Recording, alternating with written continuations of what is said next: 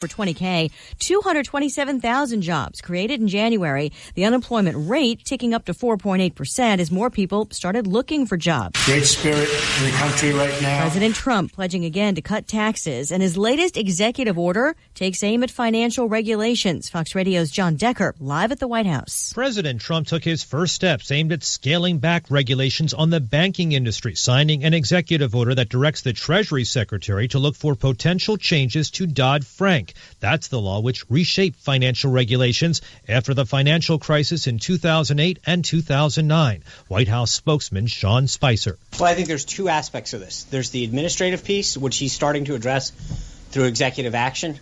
And then there's the legislative piece that I think we're going to work with Congress on. The president's order suggests he's determined to reduce regulations, which could boost profits for financial companies and banks. Lisa? Meantime, John, court hearings in 2 states where the president's immigration order is being challenged. At a federal court hearing in Virginia today, a government lawyer suggested that 100,000 visas had been revoked as a result of the executive order that the president signed back last Friday, the so-called extreme vetting order. The State Department says, whoa, wait a minute. It's not 100,000. It's fewer than 60,000. The State Department also noting that's a fraction of the visas issued to immigrants and non-immigrants every year, 11 million in 2015. In Boston, a federal judge says he'll decide by Sunday whether to extend a temporary injunction blocking the order. Prosecutors in Paris say a machete-wielding man who attacked soldiers outside the Louvre Museum today is an Egyptian national who lives in the United Arab Emirates and was in Paris on a tourist visa.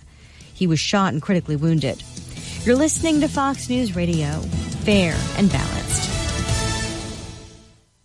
Hiring is the most challenging part of my job. We started using ZipRecruiter about 3 months ago. One click and my job was posted to 200 plus job boards, all the top sites. All of the candidates came to my dashboard, and it's easy to compare them. And I couldn't believe the number of great applicants we got. I don't know how we hired before ZipRecruiter. Find the best candidates with ZipRecruiter, where your job is just one click away from 200 plus job sites. And right now you can try ZipRecruiter free. Just go to ZipRecruiter.com/radio offer. That's ZipRecruiter.com/radio offer. How do you become America's best-selling brand? Test drive a Ford Escape and find out. With available EcoBoost power and a host of class-exclusive features designed to make life better. Compare Ford Escape next to a Toyota RAV4 or Honda CR-V and the reasons start to stack up. The 2017 Escape. That's Ford. And that's how you become America's best-selling brand. Sales claim based on 2016 calendar year sales. The White House not ruling out more actions on Iran after imposing new sanctions on the heels of Tehran's latest ballistic missile test, while also sending a message about the nuclear deal. Make it very clear that the deal that they struck previously was not in the best interest of this country. White House spokesman Sean Spicer, Iran calls the sanctions illegal and threatens retaliatory restrictions on American individuals and entities. The USS Cole sent to patrol off the coast of Yemen. That's the warship attacked by al-Qaeda in 2000, killing 17 U.S. sailors. This deployment just days after Iran-backed rebels attacked a Saudi ship and after the U.S. raid on al-Qaeda in Yemen that left a Navy SEAL dead last weekend. All of this should be viewed in the light of the new Iran sanctions. National Security Advisor Mike Flynn mentioned both the Iran ballistic missile test and the attack on the Saudi vessel when he put Iran on notice earlier this week. Fox's Jennifer Griffin at the Pentagon. In a new statement today, Flynn says the days of turning a blind eye to Iran's hostile and belligerent actions are over. An al-Qaeda video seized during the Yemen raid was posted, then removed from the Defense Department website because it turns out to be 10 years old, though a senior U.S. defense official says it's still illustrative of al-Qaeda's intention. Reports of civilian deaths in that raid remain under investigation. There's a new Nissan recall. Nissan's recalling over 340,000 Altimas because the car doors might open if a rear window is lowered. Nissan says the latch and lock cable in the doors may not have been routed properly at the factory, and the window assembly can interfere with that cable and open up the doors. Fox Radio's Jill Nato in Washington. That recall is for model years 2015 through 2017. They plan to notify owners within the next 2 months. I'm Lisa Brady, Fox News Radio. Here's your ESPN Radio 3-day forecast from the National Weather Service, brought to you by Chief Bauer for your heating and cooling needs. Give Cheap Hour service experts a call at 866-EXPERTS or visit online at cheaphour.com. Tonight, 16 the low. Tomorrow, 35 and partly sunny with the wind coming from the south. We got a little warm front coming through with a low of 29 overnight. And then Sunday, 46 and sunny. It's going to be like 60 degrees on Tuesday and then like 20 degrees on Thursday. Yeah, we got 55 Tuesday, 28 Wednesday, but then it's going to warm back up by next weekend. Okay. It's going to be a warm February. This is a weird cycle. I'm fine with it. 30 and sunny. ESPN Radio.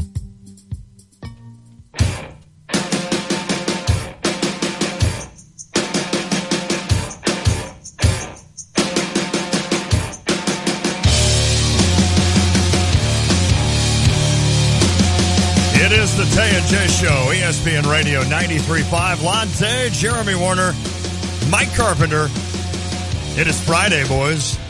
Time to rip it up for the weekend and get ready. We've got another basketball game to talk about. We've got a Super Bowl to talk about. We've got Deion Thomas to kind of break down this Illinois basketball team if we want to. There you go. Okay. Hey, you're on. I didn't decapitate anybody to start the show, by the way. No, I saw... wait, is that an inside joke? No, yesterday, remember Buster Posey? Yeah.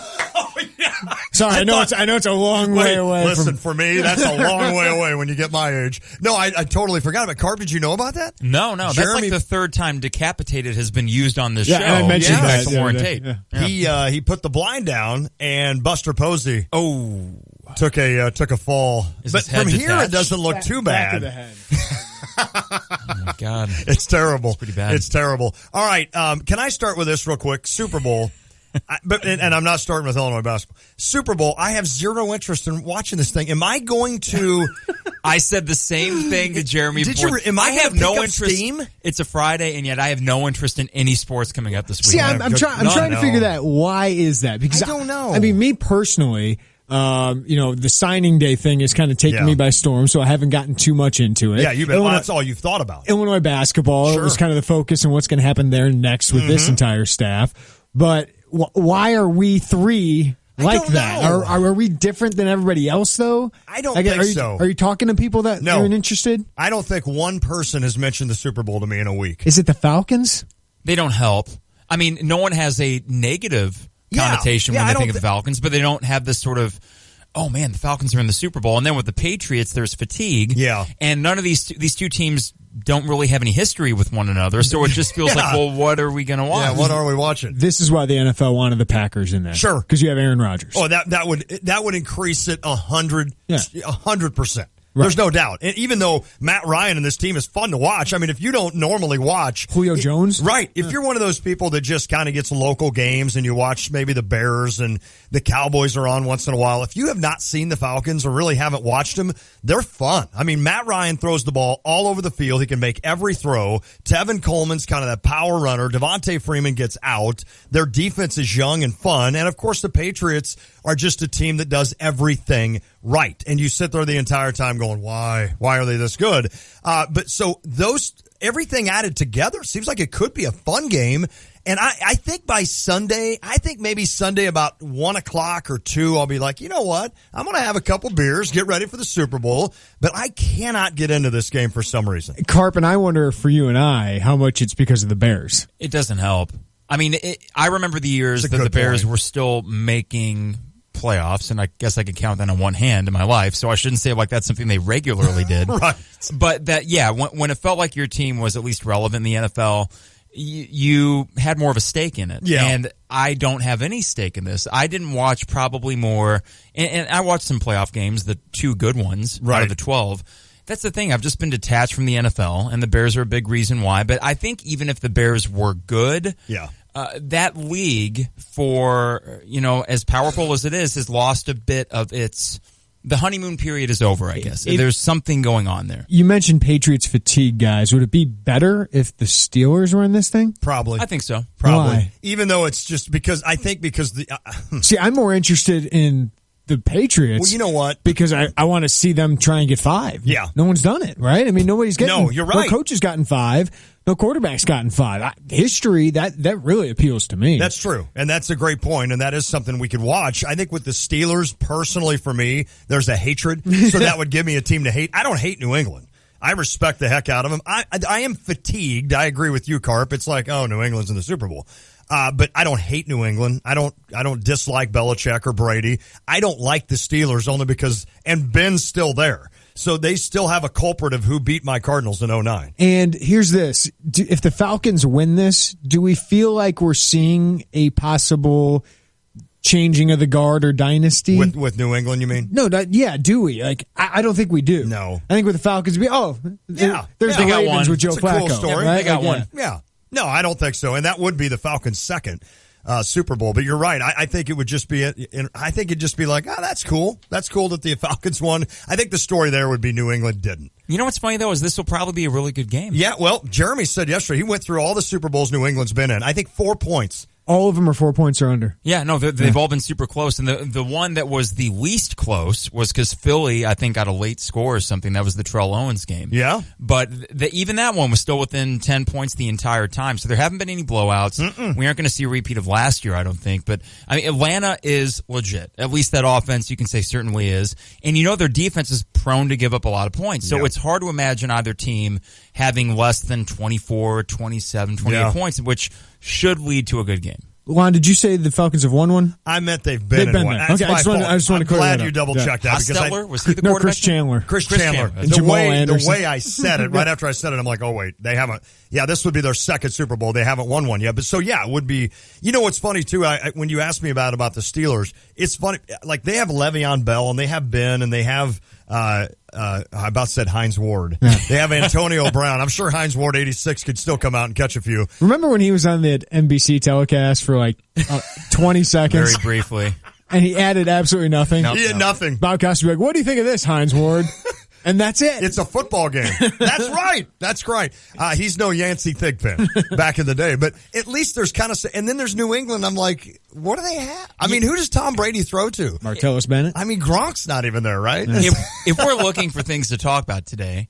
The XFL 30 for 30 was on. I saw bits and pieces Did you of watch that. It? I watched about 50 minutes, and it was about as bad as the XFL. I thought it was great. It was entertaining, but the way it was done, and I think this is purposeful. I love that Dick Ebersol's son directed this thing. Yes. And it was basically just embarrassing Dick Ebersol. Yep. How big of a failure this was in this TV giant's life, and of course Vince McMahon as well. Oh, without a doubt. I thought it was entertaining. Well, because you brought up Hines Ward, and I was thinking about how Jesse Ventura was the color commentator with no football experience. No. Matt Vasgersian called the first game and was promptly fired. Wasn't fired, but he was relegated to the B team. That's right. He was put to the B team, yeah. And they brought in Jim Ross. Jim Ross was the guy after that. But I remember watching that first game, and even at 12 years old, like that should have been, or 13, whatever, that should have been up my wheelhouse. I was really excited. I was part of the 51 million people really excited to see what this thing was. Right. Because of all the pomp and circumstance around they did sell the heck out of it. They sold it well. Leading up to it. But, I was young. It was kind of, well, what did you think of that when they were kind of selling this thing? I was such and still am such a big NFL fan that I'm like, this is not going to persuade me to watch it. I really, honestly, I had no interest in the in this thing, Carp and I didn't have the thought of the USFL. We didn't see that thing and how bad it was. I mean, the Canadian Football League has never been something that has interested me. The USFL really, I thought you were all me. About the Canadian. No, I went to a game once, and the two teams with Rough Riders. Right? Yeah, the one day we actually went through and I named a bunch. We of them. did. I don't know how I did that. I must have been studying that in Canada one time fishing. But it's one of those situations where the XFL. I'd forgotten all about how they didn't do a coin flip.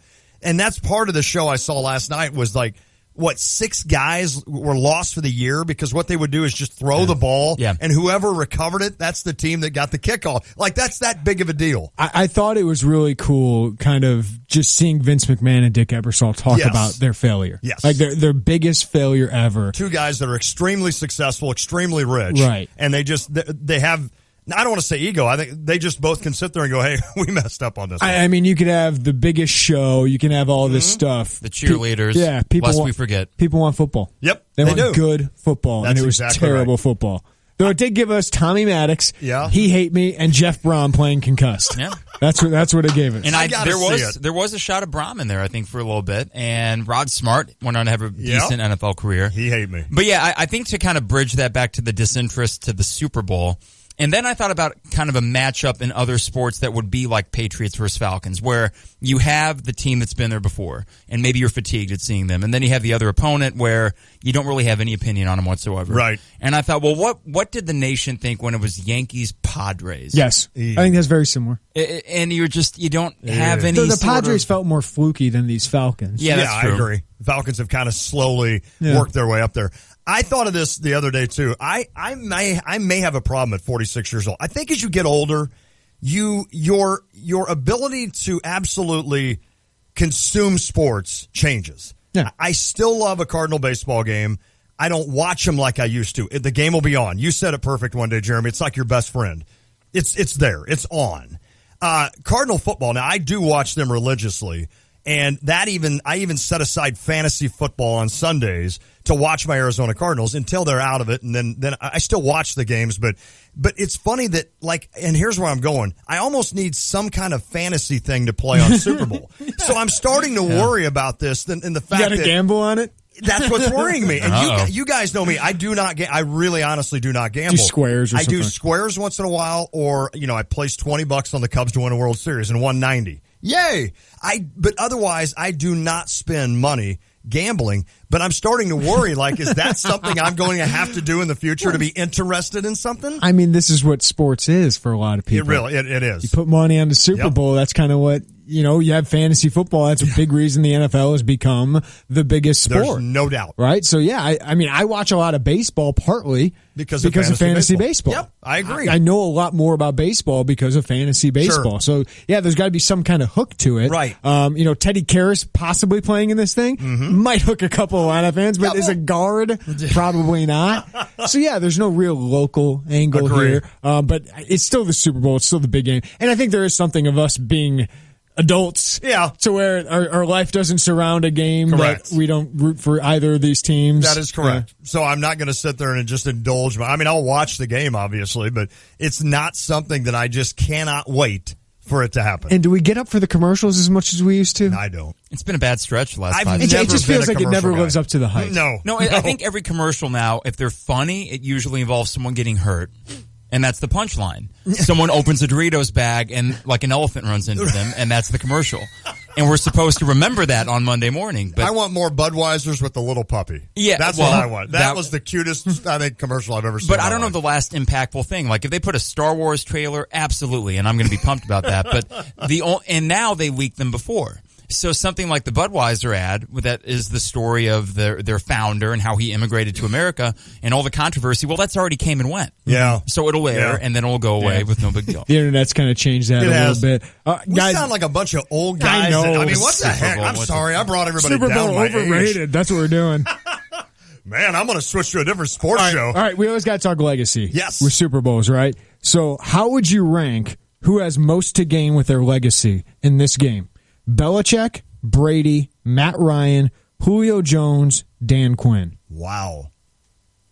Man, that is that's a my number one is Matt Ryan. Yeah. If Matt Ryan wins this game, he's in there with Joe Flacco. Yeah, that's a good point. With Aaron Rodgers. I mean, if Aaron Rodgers didn't win a Super Bowl, no one's talking about him. You're right. Maybe as the best in the league. And Matt Ryan throws up ridiculous numbers every year. If Matt Ryan wins the Super Bowl, he's going to be put in the elite category, and he's going to start to put up that Hall of Fame credential a little bit more. So I think, more than any of these guys, Matt Ryan, that's fair. As a quarterback, winning a Super Bowl has the most to gain. That's fair. Dan Quinn, I don't even know he's the coach. So, I mean, I really... But if he wins this game, I know. Do people start to talk about Dan Quinn? No. Really? I don't think they do. Why? I think because his name's Dan Quinn. No, I think it's all about the players. I don't think people care much. Belichick and Tomlin are talked about. Belichick has won so many. I think that's the only reason. I think it'd be similar to if Dan Quinn wins, do we still talk about Gary Kubiak because the Broncos won last year? In other words, if there wasn't already a history of Dan Quinn having made a Super Bowl or made a few playoff runs, and that because most people don't even know what Dan Quinn's lineage is. Right. Pete Carroll. Right, exactly. In the Seattle Seahawks. I mean, he's been here before. But I think for a lot of people, that's a name that they don't really know. That's what I mean. Is Dan Quinn then going to be the name that people are like, okay, this is one of the better head coaches in the league? I don't think so. That's just my opinion. I'm just, but people actually know Dan Quinn. I mean, they should. People like me should. They should respect him and understand that, but I don't think they will. If the Falcons were the New York Giants, and they had all the Falcons players and coaching staff, but they just wore the Giants uniform and were in that market, then yes to that. That's probably and yes true. to Matt Ryan and Julio Jones. I have this feeling, and I'm guilty of it too, that because it's Atlanta and I have literally no connection with that city. And you never hear about them, it felt like. Even when they went through that great regular season. It would just be fleeting. Yeah, that this is, and it's not fluky. We've talked about that. No, but at the same not at time, all. there's just not a lot of knowledge about what Atlanta can do. So he wouldn't be in the mix with guys like John Harbaugh. I think... Because why is John Harbaugh? Is it because of his name? I think his last name. Yeah. Yes. Mm-hmm. So why is he mentioned more like that? Just because of his last name, not because he's a better coach. I think what you're asking here is a template of society. I don't think we're going to emerge Dan Quinn into this. Oh wow, let's talk about Dan Quinn all the time. I really don't think we are. Shouldn't it? It probably should. No. I think football that's my people, point. Shouldn't we be talking about Dan Quinn a little bit more? To answer your question on that end, yes, it should. I just don't. I think football people that respect the game and know the game a lot better than I do will respect Dan Quinn. I just don't think the normal guy that I go have a beer with tonight is going to give two you-know-whats that Dan Quinn won a Super Bowl. I really don't. Sure. No, and that's why he'd be down on my list of this. I think Julio would be fifth. Yes. Because Julio can maybe put himself into like Larry Fitzgerald kind of conversation. I agree. But for me, two would be Brady. Yes. Because I think Belichick, no matter what, is probably assumed to be the best head coach ever. Yep. Brady, if he wins this one, there are very few arguments that he's not the best quarterback I was going to ever. say, how do you argue against that? I mean, you could argue Brady if he loses this, whatever. But if you almost have a trump card. You do. If Brady wins his fifth, and then he's going to continue to play. Right. So it's amazing what he's been able to accomplish. It's the storyline that goes on, and I know there's talent there. Don't get me wrong, Mike. But I just called you Mike. That's I fine. don't think I've called you Mike. I've always just called you Carr. But there's always the storyline of who does Brady have on his team that's good? Other than Shea McClellan, who is the defensive starter? I don't know. Malcolm Butler. He's good. I honestly don't know. But we didn't know about him until 2 2 Super Bowls ago, really. And then the other thing, not to get too first takey about it, but if you look at the Patriots and they've lost, 2 Super Bowls to the Giants, correct? Mm-hmm. 2 of them. And then they were basically, and they still had to go and get it, but they were kind of gift-wrapped a Super Bowl with the Seahawks. And then you could. But you also had they had some really tough losses as well with the Giants, right? Sure. So I'm just wondering, balances itself out. When you mix that with the Spygate and all that sort of stuff, people that feel as if the Patriots, or Deflategate, which who really cares, but enough do. I think enough people question how valid this dynasty or whatever you want to call it really is, because there's always some sort of cloud over everything. And not to get too dramatic about it, but you do wonder if they come out and let's say they win by 13 or something like that, and they just kick butt top to bottom. Then does that solidify a legacy, or is it 100% already solidified as they did it the right way? Tom Brady's the best ever. Bill Belichick is the best ever. For me, I think it's always amazing. Joe Montana is one of the best quarterbacks ever. Yep. He went 4 for 4. Yep. Jordan went 6 for 6. It's always amazing to me, though, that LeBron gets knocked for making a finals. Right. And losing. Right. Or that Brady and Belichick would get knocked for making a Super Bowl. But they didn't win it's a bad thing that they didn't. Right. That they got to a Super. How many? I mean, nobody's going to end to 7 Super Bowls like this. Yeah. And LeBron's been to how many NBA finals? 7 already in his career. Jordan didn't get to 7. Unreal. So I know Jordan won all of them. Sure. But all of this, it's almost like they get knocked for losing. Like it's better if they don't make that game. Like if they lose earlier. Lose in the AFC So for Championship. me, no, I think it's amazing they've been to 7. It is. And no matter what happens tomorrow, I will always, for the rest of my life, and I mean this, carry on the thought of how. How are they this good? How is Belichick this good at what he does? How is Tom Brady this good at what he does? And I know, again, people that know football will be able to, they can dissect that defense, Carp, like you talked about, and tell you how good every one of those guys are. But I watch a lot of football, and I still can't tell you who's on that New England defense. And I will sit here and like Monday morning, I'll sit there and be like, "That's unbelievable. New England won again." Any quarterback that you think of, the Joe Montanas or Terry Bradshaw, which I know is a far step down, but still a Hall of Fame guy that you think about, they all had Hall of Fame skill players, right? And I'm trying to think of one, Randy Moss, and that was only a couple years. We went down this list a couple days ago. Randy Moss, like one of his most consistent guys, Troy Brown, Kevin Falk. Right. Yeah. Right. Yes.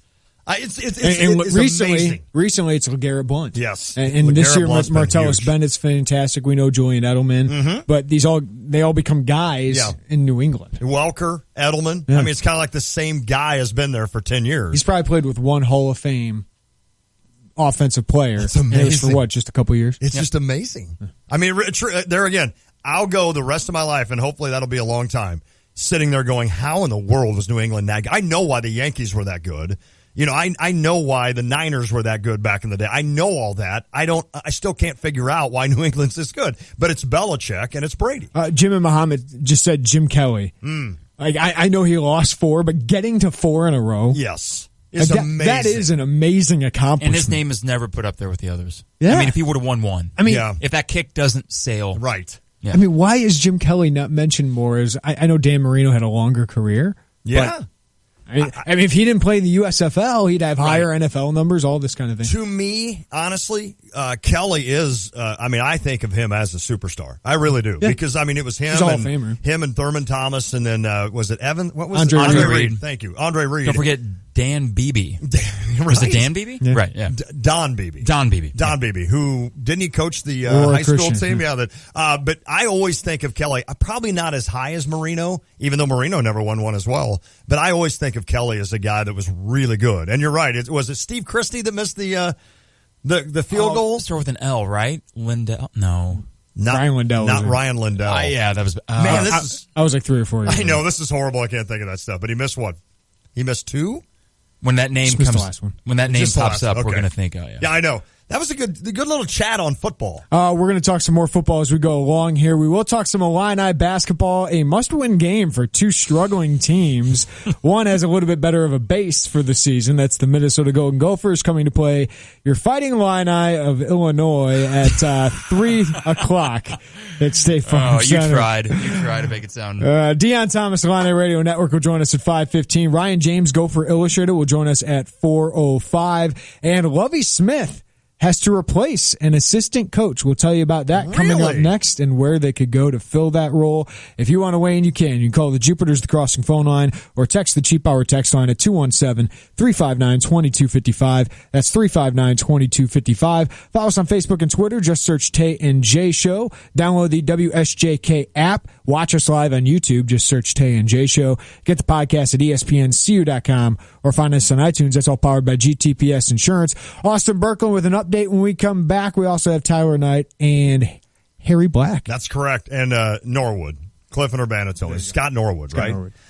Thank you, Cliff. Wasn't Christie the guy who replaced him? Yes, I think that's right. And Cole and Rantoul, if you can hold on, we'll get to you after this break. It is the Tay and J Show. Are you looking for a new home or planning to refinance your existing home? Hi, this is Todd Durakan from First Federal Savings Bank of Champaign-Urbana, getting you and your home faster with loan closings in 30 days, mortgage loans, and refinancing that's fast, friendly, and local. We invite you to visit our experienced team of mortgage experts to find out how First Federal Savings Bank can help you with your loan closing in 30 days. For more information, visit 356bank.com. First Federal Savings Bank of Champaign-Urbana. Get what you want out of life. Member FDIC, Equal Housing Lender. It seems like in every home, there's at least one room that's either too hot or too cold. Well, it doesn't have to be that way. Mitsubishi Electric has your comfort solution. Mitsubishi Electric cooling and heating systems are up to 40% more efficient with no ductwork and whisper quiet. Individual room control, giving you the freedom to find your perfect comfort level and save money too. Make your whole home comfortable again. See Lance Heating, Cooling, and Plumbing for your comfort solution and live better. Hi, I'm Troy Lands from Lands Heating, Cooling, and Plumbing. Lands is your local Mitsubishi Electric Diamond dealer. Our technicians are experts at solving your comfort needs, one room or your whole house. Let us show you how a Mitsubishi Electric Heating and Cooling System can save you money now. Your comfort is our priority. Call Lands today at 1-800-AIR-REPAIR or find us online at landsinc.com. I'm Troy Lands, and you can count on my company because you can count on me. Hey guys, Mike Carpenter from the Tay and J Show, and for this Illinois basketball season, we have a brand new show on ESPN 93.5 called The 200 Level. Ride the roller coaster with myself and Steve Breitweiser each Monday night at 6, right after the Tay and J Show, every Monday through the NCAA tournament. The 200 Level is brought to you by DP Dough, Shambana Sales, Cheap Hour Service Experts, and Heiser Allstate Agency. The 200 Level, Monday nights at 6, beginning January 9th, only on ESPN 93.5 and streaming online at ESPNCU.com. Oh, we've got to figure out a way to save energy, babe. Our heating bills are crazy. See this? Whoa, what's that? A new remote? It is. Budget Blinds was here this morning and installed these motorized shades in the kitchen. Come here, watch. So I just sit here, they open, they close. This is really very cool. Yeah, Budget Blinds comes in and measures, then they install everything. Oh, you didn't have to lift a finger, right? Hey, I like that almost as much as the remote, but we were talking about saving energy. Yes, right. See, the shades are also on a timer. A timer? You program the timer to open them in the morning and let the sun in, then close in the evening to keep in the warmth. Maybe we should do the rest of the house. What a great idea, honey. Right now, during Budget Blinds Luxury Within Reach event, motorized window coverings are more affordable than ever. The more you buy, the more you save, with savings up to $2,000. Hurry and call 855-BUDGET-BLINDS now before this offer ends, or go online to budgetblinds.com. Don't miss out. Call 855-BUDGET-BLINDS now. Offer good on select products at participating independently owned and operated franchises. Restrictions may apply. Ask for details. When you're heading home, Tay and J are on your way talking sports. Weekday afternoons 3 to 6 here on ESPN Radio 93.5.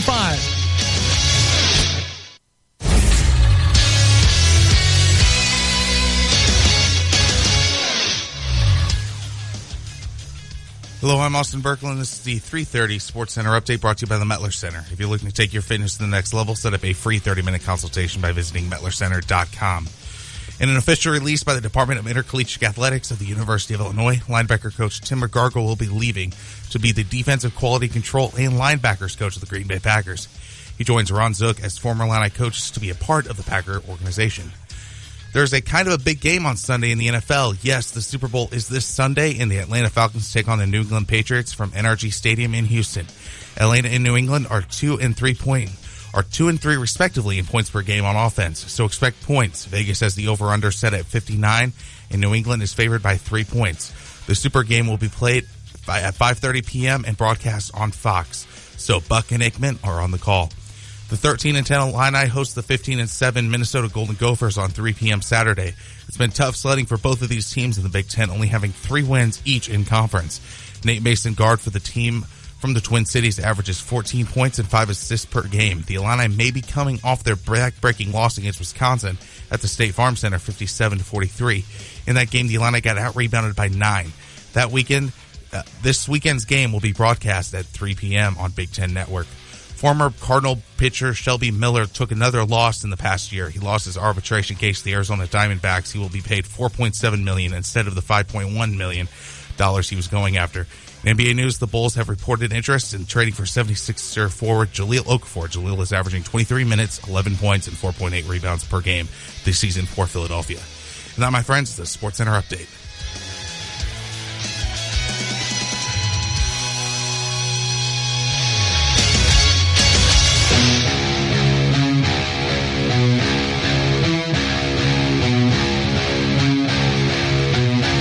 It's the Tay and J Show, ESPN Radio 93.5. Lon Tay, Jeremy Warner, Mike Carpenter. Thank you, Austin Berkland. Good stuff there. He mentioned a name in there that an Illini assistant that is leaving the staff. We'll get information from Jeremy Warner on that in moments. But right now, we're going to head to the Jupiters at the Crossing phone line. Talked all about the Super Bowl and the Patriots, etc. In the first segment, let's talk with Cole in Rantoul. How you doing, Cole?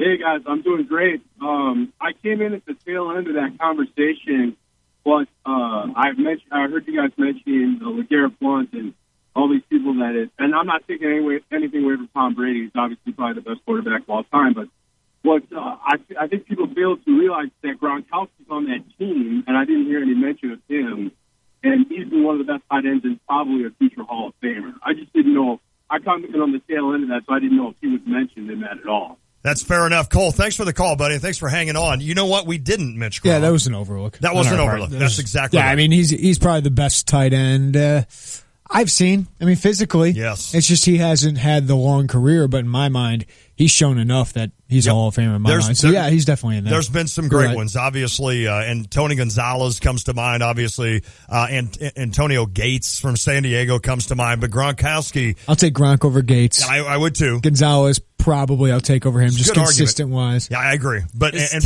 Brady loves the tight end, right? I mean, he makes a living out of that. Is Teddy Bruschi going to be a Hall of Famer just because? No. I think the next guy on this whole Patriots run is probably like a Richard Seymour. Mm-hmm. Right? Gronk, Richard Seymour. Yep. Yeah. After that, I mean, that's what's amazing about the Patriots. It's crazy. Is you mentioned Teddy Bruschi and Troy Brown and Kevin Falk is like cogs of that entire thing. Yeah, it's true. It is amazing. But, hey, they just continue to roll. And Sebastian Vollmer, offensive lineman. I don't. And just watch him do more this weekend. You know they will. All right. So, Lovie Smith. The staff had an unbelievable recruiting period and a great signing day, and now they've lost an assistant, but it's good news for him. He's moving on to the NFL. Yeah, if there's a way that you want to lose assistants, it's when they get great opportunities. Sure. And Tim McGargle, a young linebackers coach, just a year and a half ago, was the assistant coach, a linebackers coach at Western Michigan. Now he's one step away from being an assistant coach at the NFL level. So that's a great opportunity. But McGargle is leaving Illinois. He was the linebackers coach this past year. Actually came here a year and 3 months ago under Bill Cubitt. When Bill Cubitt was replacing some staff members, he brought in McGargle, who he knew from Western Michigan. And McGargle is all-time leader in tackles in the FBS history. 4-year starter at Northwestern. High-energy guy, old school. I mean, hard-hitting linebacker. And I really liked him, and I thought he had a great potential as both a recruiter. He recruited the Chicago area and as a coach. But it's always great when you have guys move on. And Lovie Smith said, he'd say, we're going to allow our guys, if they want a great opportunity, we're going to help them get there. Sure. And I think that's what happened with McGargle. He's going to be basically an analyst with the Green Bay Packers, which is part of their staff, but not a full-time assistant coach. But this is a good opportunity for him to get in the NFL realm, where that's where he wants to coach. He wants to be an NFL coach, so now he's one step away from being an assistant. Does he join Ron Zook? Is Ron Zook still with Green Bay? I think he is. Now, I guess the biggest impact, and you mentioned it, the fact of his being a recruiter, but not only that, being a recruiter in Chicago, which we know that Lovie and the staff, they've made it a point, and they showed it this year with some in-state guys. They've made that a point going forward, and I'm excited about that as a fan, knowing that these guys have a shot to go toe-to-toe with some of the teams that come into our state and take the players. I guess that's kind of a hit, isn't it, for him? Now, will they look, you think? Will that be, I mean, you don't know this, but will that be something that maybe the next guy would fill with somebody that could recruit Chicago? Here's what's interesting is McGargle did recruit the Chicagoland area, especially the north side. Okay. Coming from Northwestern. He recruited the north side a lot. Coach Luke Butkus, recruited the south side. He's from Stager, Illinois, in the south side. So those guys really attack that area. Yeah, I think they would like somebody with some Chicago experience, but I wouldn't lock into just hiring a linebackers coach. Okay. You have a pretty good linebacker on your staff. Yes, you do. Hardy Nickerson, one of the best linebackers of the 1990s in the NFL. So he could coach the linebackers and be the defensive coordinator, and you could add somebody somewhere else. Maybe you add somebody as a cornerbacks coach. Okay. Paul Williams is the secondary coach. He coaches all those guys. Sometimes you can split that up. Or maybe you add a tight ends coach. Right. And Bob Legashevsky just focus on the special teams. But my priority would be recruiting. Okay. Because I think they got guys who can coach, but they could use another guy who could be an ace recruiter. And a lot of people, Thad Ward is a machine. Yes. Out on the recruiting trail. But kind of like it did with Golesh, he's not the only one recruiting. That's a good recruiter. Garrick McGee's a good recruiter.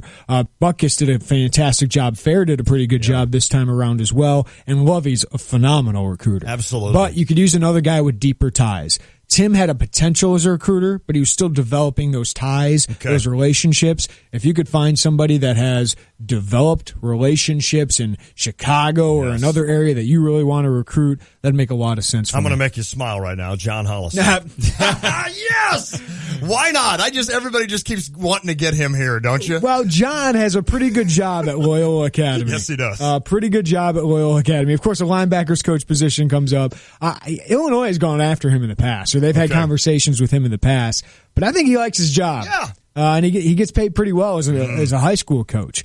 So a linebackers coach job, get him? I don't know. Will Lovie Smith be able to sway him away from that? I'm not sure, but Lovie's got deep ties, deep relationships with a lot of talented coaches who have a lot of experience. So I'm not worried. Tim McGargle I thought had high potential, but with a guy like Lovie Smith, you're going to attract some talent. Amen. Lance Briggs. Yeah. But you know what's funny? Wait, Brian Urlacher. Urlacher, my friend. Okay, that worked too. Peanut Tillman getting thrown out there today. But what's really Urlacher cool open up is that New Mexico recruiting. As much of a pipe dream as that is, it's not completely out of the question. Okay, but for any former linebacker, coach, probably someone in the 90s. Urlacher, Briggs, or Tillman, like those guys made a lot of money. Yeah, Do they want to spend their year out on the recruiting trail? No. Probably not. Probably not.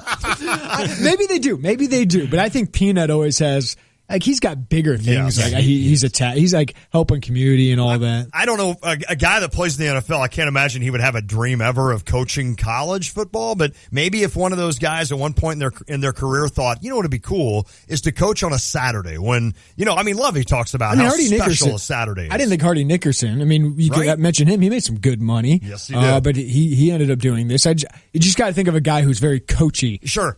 Is Hunter Hillenmeyer a coachy kind of guy? That's actually a pretty... Think about that, though. I like that idea. Roosevelt Colvin. Rosie Colvin, who was Holdman in the middle? Holdman, yeah, Warwick Holdman. There you go. Are we just spitting out Bears, former Bears linebackers? They had a pretty good run there for a while. They did. They really did. The other thing, though, that you can talk about, guys, is the fact that Lovie is going to be here, right? He's got a 6-year deal. He's not going anywhere. So if you're an assistant that's worried about, I don't know if I want to come take this job with Beckman or Cubitt because how long will I be there? With Lovie, you're getting into a situation where you're going to have a pretty nice, and believe me, for coaches, 4 or 5 years at a school is like a long-term career. And that's where you mentioned how, like, people mentioning Halasek, it makes a little bit of more sense because of that. Right. And I think you saw Hardy Nickerson at least interviewed with Cal. Maybe there's a path to a defensive coordinator spot. Okay. One guy Lovie has a deep relationship with John Hoke, that coached in the NFL a long time. I think you could see guys like that might just need a job for a year or two, and then they move on to the next job. But you could groom somebody you think can eventually be your defensive coordinator too. Momentum's pretty crazy because if you think back to maybe it was mid-October when that story came out on ESPN, the Insider about, Lovie's not happy. And you guys had Rittenberg on, and he had sources that said that, and multiple sources, and I got a little bit leery thinking, that makes a little bit of sense. Yeah. This is a bigger job than he thought. I think when it comes to that 6-year contract or the 5 years remaining on it, and now feeling good about it again, was seeing how they closed on this recruiting class, and just that feeling of forward momentum that was not there when you were losing games. And not like you were going to do that much on the recruiting trail in the middle of October to stem that. Right. But now that you got removed from that season, which we can all kind of put away and forget about, it does feel much more like what we were sold as fans, as media, when they hired him in the first place. That maybe this truly is the fourth quarter of his career, and this is what he wants to do. Now, how would that feel when they go 3-9 again next year? This year, I think expectations and what happened the year before matters a lot. So you go 5-7 before Lovie gets here, and I did the same thing when Beckman got here. Thinking, Ron Zook went 6-6. So, clearly, we're looking at an 8-4 team. I thought they would you got the program builder in here. Exactly, yeah. So because of that, after 5-7, thinking, this schedule, it's tough. So I'll still put them at 5-7, but they'll be competitive. Lovie Smith's teams don't lose by that much. So yeah, it was a little bit jarring because I allowed myself to get in that trap of, here's what I think I will see without taking into consideration the fact that it was an overhaul. Yeah. And I will go with that narrative for now, that last year was an overhaul, and that this year there are ways that they could go 3-9 or 4-8, but depending on how they look, I may not feel as bad about it. Sort of like Ron Zook's second year. You see a Ricky Smalling play well, or Mike Epstein or Ray Von Bonner, or you see Bobby Roundtree or Owen Carney have, that kid, I saw that flash.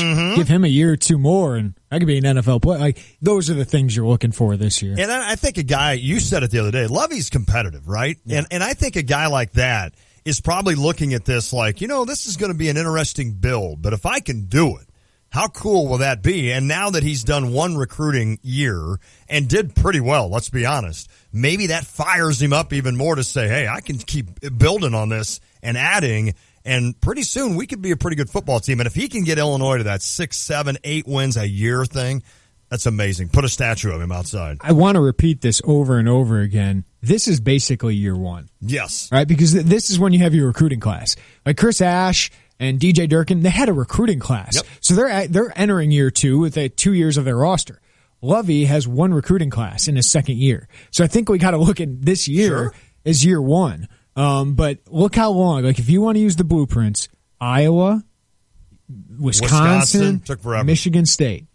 Look how long that took. Forever. It's a long process. It takes class after class after class after class after class to build up to what they are now. So that on Wednesday was number 1. One class. That was number 1. So I always you got to have patience with these kind of things, especially in football when you're talking about 18-year-olds to 22-year-olds in football is much different than basketball. I even have been sad enough to sit down and have this thought in my mind of this is awesome to have Lovey. And there's nothing that's happened yet that doesn't show me that he's going to be able to get Illinois to that consistent level to where they're winning 7 games a year, maybe 8. Then I start to panic. Who's next? Like, that'll be such a big hire, right? I mean, I hope Lovey coaches for 20 years. That'd be awesome if he did. But if Lovey finally gets you to that level after 6, 7, maybe he stays 8 years, and you're on the brink of becoming a Wisconsin or an Iowa, who's next, right? That's the thing I worry about. That's the thing I worry about. If you have the success that you're talking about and you continue to pay your assistants the money that they need, then I think it's Garrick McGee. Yeah. I think he'll be looking for a head coaching job. Probably just going to say, but you know what? If that's the case, and it's year 3 or 4, then he had success here, goes off to some other place. I don't know what that kind of program would be. And unlike UAB, is able to string together 3 good years. I'm going to go such a D. Brown here or a Roger Powell, but Nate Shieldhouse. I love Nathan Shieldhouse. I think he's a decade and a half away from being a head coaching That's candidate. the problem. That's okay. Now He's an analyst on this staff. Well, you got to start somewhere, okay? I love that kid. You guys went from year 1 to year 10 in a real rush. We like to go macro. Yes. A little bit. Every once in a while. Sometimes that takes a few decades. Well, and here's why, Jeremy. Get me Corin Taylor out of Peoria first, all right? Listen, I've seen a lot of Illinois football, and I'm getting older. So I want to see this program sustain a level of success. And I'm not kidding you. I honestly had that thought one day, and I'm like, man, if Lovey gets this done like we hope, who's going to keep it rolling? But I can't worry about that. Let's go. Brett Bielema. Yes. 425-pound, 10 years from now, Brett Bielema. His who wife looks even worse on the sideline. Won't be as hot, I guess, at that point. That's a good point. If you want to weigh in, 359-2255. That's 217-359-2255. We're going to talk some Illini Minnesota hoops with Ryan James. Go for illustrated.com at 4:05 and Deion Thomas at 5:15 from Illini Radio Network. We got Name That Riff next hour as well. But I got whatever my name is. Austin and I we're putting together a couple over-unders for the Super Bowl. We got a couple of those coming up next. All right, cool. Okay. It is the Tay and J Show. Guidance, trust, protection, service. It's the mantra of GTPS Insurance. When you work with GTPS, you'll never have to call an 800 number in a different state. You deal with people who live and work in our community and know it's important to your business. GTPS is your local source for business insurance, property, general liability, workers' compensation, and group health insurance, and they'll work with you to formulate the best package for the needs of you and your business. Contact a GTPS insurance agent today at 359-9000 or visit online at gtpsinsurance.com. Are you living with a growing prostate? Do you pee more often than you used to? Do you wake up to go? Be honest. Is there a drop in your romantic life? Prostate problems don't go away on their own, so you need to call for a free bottle of Super Beta Prostate, the #1 non-prescription formula for your prostate. The ingredients are natural. With Super Beta Prostate, you'll have less urges to urinate, less waking at night, and an improvement in your romantic life. Try it for free. Pay only shipping and handling. Super Beta Prostate is so powerful, you'd have to take 100 saw palmetto capsules to get the same active ingredient in just 1 Super Beta Prostate tablet. Stop running to the bathroom and call us now for your free bottle. Hurry, this free offer won't last. Call 1-800-507-1004. That's 1-800-507-1004. 1-800-507-1004. These statements have not been evaluated by the Food and Drug Administration. This product is not intended to diagnose, treat, cure, or prevent any disease. We're taking you out to the ball game to see the 2016 World Series champions. ESPN 93.5 is sending you on an all-expense-paid trip to Mesa, Arizona for Cubs spring training. So get out of the dugout and register to win now at Brusati's Pizza on Gregory and Urbana, Vapors E-Cigs LLC in Champaign, Danville, and Rantoul. Register today at Champaign Surplus in downtown Champaign, Honda BMW in Savoy, or at the U of I Meat Sales Room on Maryland Avenue in Urbana. The more you register, the more chances you have to win.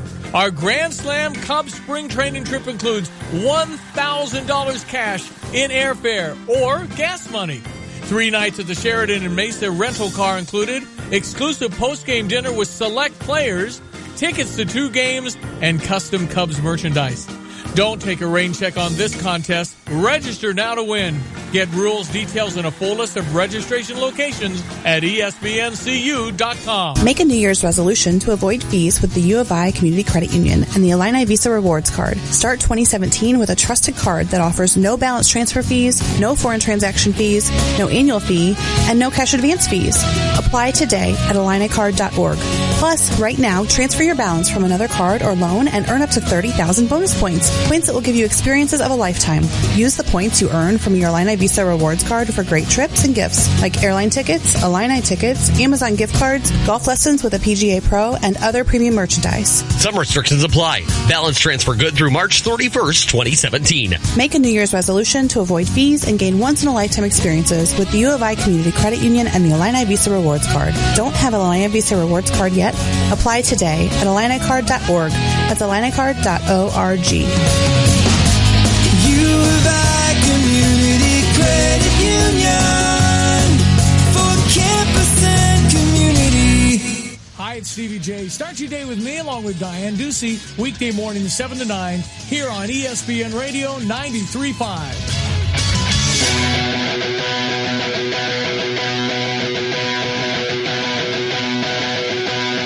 I always wait for this song to kick in, and it takes forever. There we go. It is the Tay and J Show. Lon Tay, Jeremy Warner, Mike Carpenter. Friday. Illinois plays tomorrow against Minnesota. We're going to preview that coming up. And, of course, the Super Bowl this weekend on Sunday. What's kickoff, about 5 normally? 5:18, I think. Way too ahead of my scheduling in my life. It's just Get one through of those. tonight and I'm good. I know. It's, again, I go back to the old thing. If I were ever president, I would make every Monday following a big event a national holiday. Nope. That was my fault. No, you're fine. Move President's Day to the Monday after the Super Bowl. Perfect. Right. Give everybody a day off because we're all going to be drinking beer. We're all going to be watching the game. And by the time it ends, it's like 10:30 or 11. It's not that bad, but it's like, I don't want to go to work. Yeah, no. But it's just Monday anyway. I would just take Mondays off. All right, we got 2 really good offensive coordinators in this game. Yeah. Kyle Shanahan likely will be the 49ers head coach. And then Josh McDaniels has been a head coaching candidate for a couple years now. Of course, he did coach the Broncos, got Jay Cutler and Brandon Marshall the heck out of there. Right. He obviously knew something that the Bears should have known. But Josh McDaniels is a name that some people think could be a Bears candidate next year. Who do you think will be the better head coach, Shanahan or McDaniels? That's tough because McDaniels had a run with Denver, and it was okay. It was decent. It's hard to know how much to pin on him for that. Yeah. And they did draft Tim Tebow. And I guess he's not the most likable guy. Yeah. What little that matters, I'm not sure. I guess Shanahan has the gene. The gene, yeah. But I think you would also, I don't know, I'll go Shanahan on this. Okay. I don't think that is, to use the word again, a fluke. I think he knows what he's doing. He's going to a hard spot, though, to win right now. Yes. I mean, San Francisco's about as bad as you can get. I mean, he's got a good running back in Carlos Hyde, but he has no quarterback. That's why they're giving him all the power. Yep. They had to if they wanted to get one of the hotter candidates out there. The other thing, though, they embrace their football when they win. So, I mean, if he could somehow get this thing turned around, I could see him doing some good things. It's a lot invested in that number 2 pick. Yeah. That's going to determine his career, right? Good call. It's the same thing with Ryan Pace. Good call. Speaking of which, Carp, over under 2.5, Jimmy Garoppolo mentions / close-up shots. Ooh. Under. It's all about Brady still. Yeah, I don't think there's any. There's nobody out there's caring about what if the Bears are going to trade for this dude. Do they mention that once? The reports of Jimmy Garoppolo, or that Jimmy Garoppolo was the starter for what, 2 or 3 games? Yeah, don't mention that. That will be the first, and there might be a second. I don't think over 2. Plus, he's a good-looking dude. They might just want to get some eye candy. I mean, just for the heck of it, just show him. I mean, what are they more likely to show? Cheerleaders or Jimmy Garoppolo's face? Is it a Fox telecast? Yes. I think it is. I'll go over, actually. Yeah. Fox is more into that sort of novelty. They sort of truly are. Carp, what do you think of Garoppolo and the Bears? Love it. I just want a face of the franchise. Well, that's a pretty face. It's a very pretty face. And whether it be him or Deshaun Watson, I can go through another 5 and 11 year if that's what's required, knowing that you're building on something. What do you want to give up for him? Anything but the first pick, the third pick this year. Yeah, I mean, I give up a 2 this year and maybe like a 4. Okay. But anything more than that, I agree with you. Can't do. I mean, he's got a 1-year deal. Yep. And I understand the Patriots might get a first-rounder for him from somebody else who's desperate, but they're going to trade him. Mm-hmm. They're not just going to keep him because Brady's going to play more than 1 more year. Absolutely. Right? I mean, I know he's 40, but he don't play like it. I mean, no. He doesn't take any hits. That's what I was going to say. Does he ever get hit? So, I mean, I think he's fine. It'll be interesting to see what Garoppolo does. And I'm with you, Carp. I'm not a Bears fan. I would be excited to have him in Chicago. Absolutely. I really would. I think it would be cool to see that. And as Jeremy and I talked about, if you're going to win in the NFL, you have to have a good quarterback. I don't know that he's going to be one of those quarterbacks. That's the chance you're taking. This is all on Ryan Pace to evaluate this thing because none of these quarterbacks in this draft people think are surefire things. There's not an Andrew Luck. Nope. There's not even a Jared Goff in this draft, right? I mean, these are all guys who normally, if there was another quarterback or two, like Carson Wentz, the number 3 guy in last year's draft, Trubisky, would have been 3rd. Wow. Behind Wentz and Goff. Yeah. So that's what you're talking about with this draft, but they'll get taken in the top 10 because they're quarterbacks. It's true. So that's where it's going to be interesting whether he determines Garoppolo, who's going to be more ready than all these guys, but is he going to be as good? And the investment you got to make him in financially is a lot bigger than these other guys. And isn't it funny that everything works out for New England? Brady is suspended for what, 4 games? Did it end up being shortened? No, I think it was still 4, right? Yeah. And Garoppolo went 3-1. Mm-hmm. And I know this because of this, but the opener they played against Arizona in Arizona, when everybody thought Arizona is a team that, just went to the NFC Championship. Now they proved that they took a step back, but at the time, what you saw out of Garoppolo was exactly what you see out of Brady a lot. Short, quick passes, getting the ball out quick. That's all they talked about that game. And he was great. He was like 28 of whatever that game for like 300 some yards. So it all works out for New England in the fact that it's almost like they dangled that carrot out there just a little bit and pulled it back and said, hey, guys, look what he did. Look what he did in college. Look what he did. He's 3-1 as a starter. The other issue is, do you trust Dowell Loggins to be his guy? Well, it may not matter after this year if this coaching staff even stays. So, yeah, that's true. That's going to be the big thing over all of this is, this is Ryan Pace's future right here, whether he's going to stay or whether he'll be gone within a year or 2. Would you guys like to see Fox move on? Or has he gotten a fair shake yet? I personally, I don't I'm care. I'm not a big fan, but I don't have enough of the vested interest right now. I don't think Get rid of him. Yeah, I thought his first year he did pretty well. They were competitive in a lot of games they shouldn't have been. Last year he had a bunch of injuries. And they lost a lot of close games. I mean, in pretty hilarious fashion sometimes. Right. But, I mean, they were not getting blown out except for a few choice games. I would love if by next year Sean Payton is the head coach of the Bears. Man, that would be perfect. Wouldn't Garoppolo work under that? Eastern Illinois connection, man. Bring in Romo, Garoppolo, Ryan Pace. I mean, just bring Mike Shanahan back, just to be an assistant to the owner or something. You could just be Eastern all over the place. That'd be kind of cool. All right, we have not hardly mentioned it, but Illinois does have a basketball game tomorrow against Minnesota. When we come back and start next hour, Ryan James, GopherIllustrated.com. Also next hour, Name That Riff. We're going to let you decide. This is going to be fun again. It is the Tay and J Show.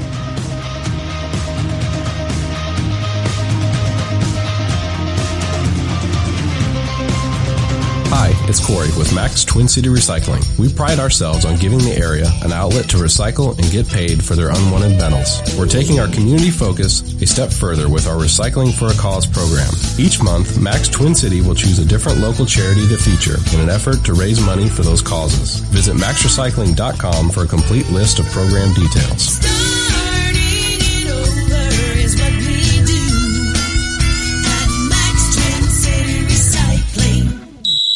Are you at your best when the whistle blows? With Carl Sports Medicine, you can jump higher, run faster, and be on your game every time. Take advantage of our professional athletic training services, plus injury prevention and free sports medicine walk-in clinics with injury experts. Get ready to reach your personal best. Visit carl.org/sportsmedicine or call 217-383-3300. Carl, official medical provider of Fighting Illini Athletics. Guys, don't wait until the last minute this year. Impress her. Valentine's Day will be here before you know it. Not sure what to get the one that you love? Timothy John Salon and Spa has the answer. A relaxing facial, a manicure, pedicure, or cut and color. Just a few options that Timothy John Salon and Spa offers. Treat the one you love to a day of pampering. Purchase gift certificates in any amount and get her something she will truly love from Timothy John Salon and Spa. 404 West Green Street and online at tjsalonandspa.com. Live from the Habib BPC studios, this is WSJK Tuscola, Champaign-Urbana, your home for the St. Louis Cardinals. Live from New York, the Fox Report. I'm Lisa Brady. The first jobs report of the Trump presidency getting rave reviews on Wall Street. The Dow up 186, back over 20K after 227,000 jobs created in January. The president meeting with his business council. We're bringing back jobs. We're bringing down your taxes. We're getting rid of your regulations. Former GE chief Jack Welch says business leaders are excited. There's a lot of encouragement for him to keep going. Faster. But the head of Uber resigned from the council last night over concerns about the president's immigration order. That is facing constitutional challenges in courtrooms around the country. Fox Radio's Jessica Rosenthal with a live update. Lisa, a federal judge in Massachusetts was skeptical the president's executive order was a Muslim ban. He says he'll rule on extending a temporary injunction against the order by this Sunday. Rula owns the director of the American Arab Civil Rights League in Michigan. A judge ruled in their case that the order can't apply to lawful permanent residents. However, she says they're still arguing on behalf of visa holders. We've been contacted by the families. They're calling, they're saying, hey, my sister-in-law or my wife or my brother, they got a visa, they're overseas, they're in Egypt, they're in Djibouti. We need to be able to bring them back. And the state of Virginia has joined a federal lawsuit, and Washington State is suing too, alleging that the order is unconstitutional, Lisa. Thanks, Jessica. President Trump dismissing as fake news a report that he had a contentious phone conversation with Australia's Prime Minister. In a tweet this morning, the president calling it a very civil conversation. The Australian Prime Minister says President Trump agreed to honor a deal to resettle refugees from among about 1,600 asylum seekers. The White House has said that the president only wanted to make sure that extreme vetting was involved. This is the Fox Report, fair and balanced. Hiring is the most challenging part of my job. We started using ZipRecruiter about 3 months ago. One click and my job was posted to 200 plus job boards, all the top sites. All of the candidates came to my dashboard, and it's easy to compare them. And I couldn't believe the number of great applicants we got. I don't know how we hired before ZipRecruiter. Find the best candidates with ZipRecruiter, where your job is just one click away from 200 plus job sites. And right now you can try ZipRecruiter free. Just go to ZipRecruiter.com/radio offer. That's ZipRecruiter.com/radio offer. How do you become America's best-selling brand? At Ford, we go further to make it protective by offering vehicles with the most 5-star crash ratings. That's Ford, and that's how you become America's best-selling brand. 5-star ratings based among full-line brands offering multiple cars, pickup trucks, and utilities. Government 5-star safety ratings are part of the National Highway Traffic Safety Administration's new car assessment program. Go to safercar.gov for details. Sales claim based on 2016 calendar year sales. President Trump's latest executive actions target financial regulations that Democrats say help protect consumers. One order aimed at ultimately undoing parts of the Dodd-Frank banking reforms. The other delays a Labor Department rule. This is a rule that a lot of people wanted implemented because it elevates the level of responsibility for anybody who is selling anything to do with finance. But the president insists that this would reduce the number of choices that consumers have and also increase the cost of those services as well. Fox's John Roberts. The nominee for Education Secretary now expected to get a confirmation vote Tuesday after advancing in an early morning procedural vote along party lines today. But the final vote on Betsy DeVos could be 50-50. Vice President Mike Pence would be the tiebreaker. Supporters of Betsy DeVos say that she is a visionary on education.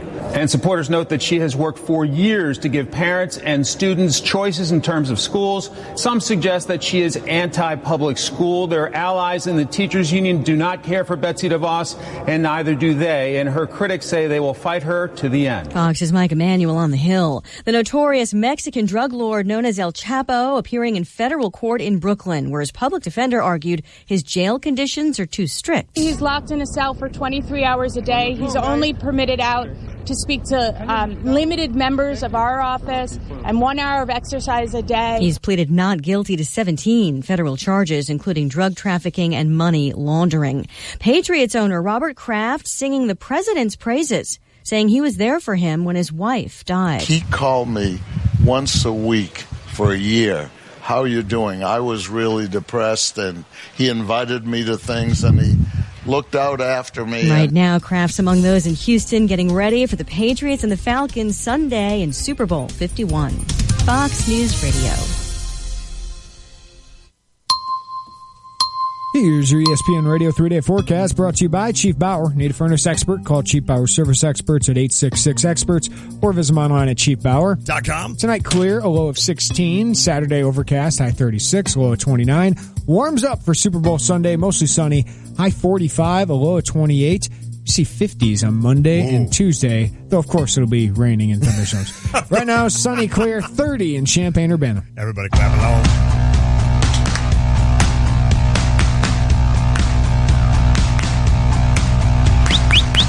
It is the Tay and J Show, ESPN Radio 93.5. Lonte, Jeremy Warner. We sent Mike Carpenter down the hall to work on Name That Riff, which is coming up soon. A chance to win from the upper bout. We'll do that about 4:25. Next hour, Deion Thomas, Illini Radio Network, as he does each Friday, will join us and get us ready. He'll kind of preview, I guess, Illinois, Minnesota, and also react to Illinois and Wisconsin, which happened this week. Unfortunately, another loss here at the State Farm Center. Another game this weekend, Jeremy, as the Illini welcome in the Gophers. Yeah, the Golden Gophers started off the season pretty hot, but they've lost 5 straight here. They are 3-6 in the Big Ten. 3-7 is Illinois. So let's talk about, I think, what is a must-win game for both teams here. With Ryan James, GopherIllustrated.com, joining us on the Jupiters of the Crossing phone line. Thanks for joining us, Ryan. Oh, thanks. Thanks for having me. Well, tell us a little bit about Minnesota. Everyone kind of shocked by them to start the season, but they get to Big Ten play, and all of a sudden, they've hit a little bit of a rut. Oh, it's been tough. I mean, the excitement up here was really high for the first time in the Richard Pitino era. They beat Purdue, beat Northwestern. Everybody's talking about, we finally we're where we're supposed to be. And it's been a 5-game losing streak that's been ugly. Nate Mason, 30-10 game against Purdue, been struggling ever since. He's Gophers' top player. Jordan Murphy had 21 boards against Michigan State. He's been struggling ever since. Just defense around the basket's been tough, and when Reggie Lynch is in foul trouble, they continue to struggle. What you mentioned individually, there are some of the guys that have struggled a little bit after they had big games. As a team, what has gone wrong, you think, for the Gophers in this 5-game stretch? Well, the biggest thing right now is just they're giving up baskets in bunches on the block.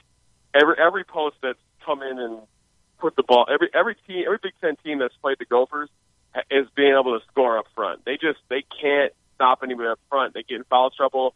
Reggie Lynch is the leading shot blocker in the Big Ten, or he had been since I've seen the stats. But he keeps getting in foul trouble, and teams are just dominating them up front. And then their backside help and backside rotations have not been good. So most of it's up front, giving up a lot of offensive rebounds.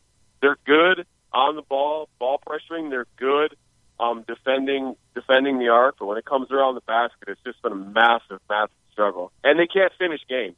Yeah. That's probably the biggest thing lately. As a team, they can't, and they're close all the way against everybody, and then they fall apart at the end.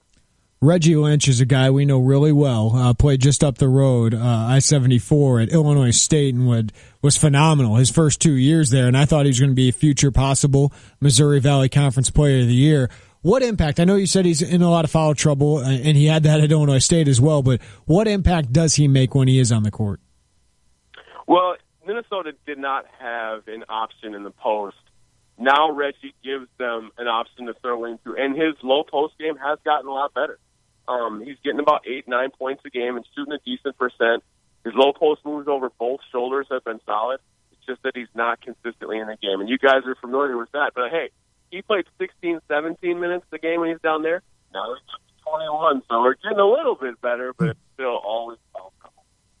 Amir Coffey, a freshman on this team, second in scoring. How is he giving problems? I mean, as a freshman to be able to do what he's doing this year, how is he presenting problems for other teams, and how could he hurt Illinois maybe tomorrow? It's his skilled length. I mean, he is really a 6'8" guard. He plays small forward because basically they have to have him at the 3 so they have the length on the opposing side. But he's a guard. When he pushes in transition, it's almost a guaranteed basket for him or a creation for others. Phenomenal passer. I mean, He's one of the best passers that I've seen in a Gopher uniform in the last several years. And at 6'8", he can test shots very well. His 3-point shooting streak was low at the start of the year. Now he's been hitting very well. He's coming into this game playing very well. He's just a versatile talent who's a nightmare for teams in transition. A Minnesota kid, what did it mean to get his commitment for Rich Pitino?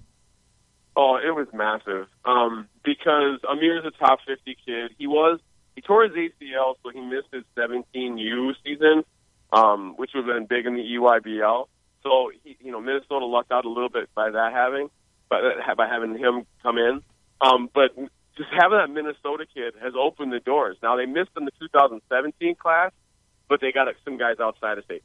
They got a commitment from a top 55, top 60 area kid from Minnesota. That door has opened. Reggie Lynch, Amir Coffey, now Daniel Oturo is the commit I'm talking about, who's a top 55, top 60 area kid.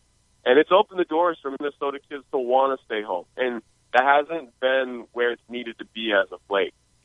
Ryan James, GopherIllustrated.com, getting us ready for tomorrow's 3 p.m. tip-off between Minnesota and Illinois. I kind of have looked at the start of this Minnesota season before they have struggled these last 5 games, and I said, that's what we thought Illinois was going to be, Ryan. Right. And I looked at it and said, Rich Pitino, well, he didn't have a good first 2 years, but he got a transfer who worked in Reggie Lynch in the post. He has a point guard who's developing like Nate Mason. Illinois has really struggled with point guards. And then he lands the in-state kid who makes an immediate impact like Amir Coffey. But I look at the 2 keys to this team, and I think it's Nate Mason, the point guard, obviously, and Jordan Murphy, the sophomore, who had a great freshman year. He's exciting. I mean, those are kind of the guys who are they the engine of this team, while Coffey and Lynch are kind of the X factors? That's kind of the issue there. Like, at times, Jordan was an engine. He was an off-ball scoring machine. He did produce excitement. He's not doing that right now. He's not playing with confidence. He's not playing as tough as they need him to be, and that's part of the struggle. The guy who's really stepped up is another guy you guys might be familiar with down there, is Akeem Springs, who I think played in Northern Illinois to start his career. He's actually been the best Gopher basketball player consistently on both ends the last 4 or 5 games. But I mean, you're right. Like Jordan Murphy and Nate Mason, those are the 2 key guys. And the Gophers need them to get back to where they were to win tomorrow. Ryan James, GopherIllustrated.com, getting us ready for Illinois and Minnesota tomorrow at the State Farm Center. I look down here. You mentioned Akeem Springs, 47 threes this year, 4 guys with 20 or more threes. Is that what Illinois fans are going to expect tomorrow? Does Minnesota like to shoot that 3 more often, or do they still try to want to pound it inside? You can expect them to transition and try to hit the trail 3. You can expect ball rotations quick in the possession to try to hit feet set threes in the corners. That's kind of what Amir and Akeem have been doing. Dupree McBrayer does that off the bench. But if they don't get that instant look in transition, you will see a reversal and a post-speed pound into Reggie Lynch. it's interesting, too, because Illinois, it seems like John Gross's game plan in a lot of these games, and Jeremy, I think you'd agree with me, is getting Mav Morgan started inside. And they just don't keep going to him. They just don't keep going to him. But, Ryan, you mentioned the fact that that's bothering Minnesota lately. So I guess on the flip side of that, as an Illini fan, you're going to hope to see Mav Morgan get going inside, not only early, but he and LaRon Black continue throughout the game. I'm telling you, teams are feasting on Minnesota inside. If you can get Reggie Lynch in foul trouble early, and then you have to play Minnesota has to play Bakari Konate in long stretches, it's going to be a struggle. And foul trouble has been a major issue. And guys like Nick Ward, Caleb Swanigan, Ethan Happ, they have feasted on Minnesota on the inside. And Maverick Morgan, from what I've seen of him, he's pretty solid too. He has some capabilities. So if they can get him going early, it's going to be trouble for Minnesota. Yeah, he feasted on them last year. It was like his breakout game up in Minneapolis, where Matt Morgan all of a sudden turned into a Big Ten player. Ryan, is this a must-win for Minnesota? They're kind of running out of games here, as Illinois is. I look at this kind of as a must-win for both, but it seemed like Minnesota was a given NCAA tournament team. Yes. Now that seems kind of up in the balance. I'll tell you what, they've been sneaking into people's projections still for the NCAA tournament, but if they lose this one, there's no way that could keep happening. You can't be 3-7 in the Big Ten and be talking NCAAs. This is a must-win, in my opinion, for Minnesota if they want to have those NCAA hopes still after this weekend. Has Rich Pitino, though, bought himself a lot more time, given the start to this year? I think so. They had the start of this year was solid. They're going to win some more games. I mean, everybody has losing streaks, which is just a little bit longer. But he's also recruiting really, really well. So between the recruiting, the nice start to the year, and I think he definitely has himself another year. And next year should be their biggest year. Yeah, that's the funny thing, Ryan, and I've said that. Jeremy, I think you laughed at me last year when I said I'm worried about Pitino, and you're like, well, you just signed an extension. But, I mean, it just seems like it hasn't clicked for him. I mean, is he well-liked in Minnesota? I mean, in other words, is he one of those guys that you feel is long for Minnesota, or is it a feeling of maybe once he gets traction that he could move on from there? All our fans up here worry about everything. I mean, when it's going well, the guy's going to leave. If it's not going well, they want him fired. Sounds familiar. Nothing's ever happy up here. So, but seriously, but with Richard Pitino, he seems to really like Minnesota. The fans, our fans are used to losing since Coach Haskins left, so they're not always the most positive. But I think that they've taken to what Coach Pitino has done with this year's team and with the recruiting classes. So I think they are excited about him as their coach. And no one's really talking about him leaving right now, considering the fact that they've lost 5. But, the things around here sway so fast in this big city market that one win and all of a sudden they'll be talking about him. Oh, is he going to leave? It's amazing what recruiting, though, good recruiting can do to keep a fan base excited going forward. Hey, PJ Flex made some good news up there. He's pretty exciting for a lot of Gophers fans, I bet. Oh, my Lord. I'll tell you what, recruiting subscriptions they're helping the Gophers right now. So PJ is creating excitement. I mean, the word "elite" and "roll the boat," like my wife is done with them already. I just say "roll the boat" to get her going. Like, honey, roll the boat, roll the boat, and she just looks at me and gets mad. Both oars in, honey. Both oars in. Exactly. Ryan James, GopherIllustrated.com. Thanks for joining us, Ryan. Yeah, thanks, guys. Appreciate it, buddy. Good stuff there.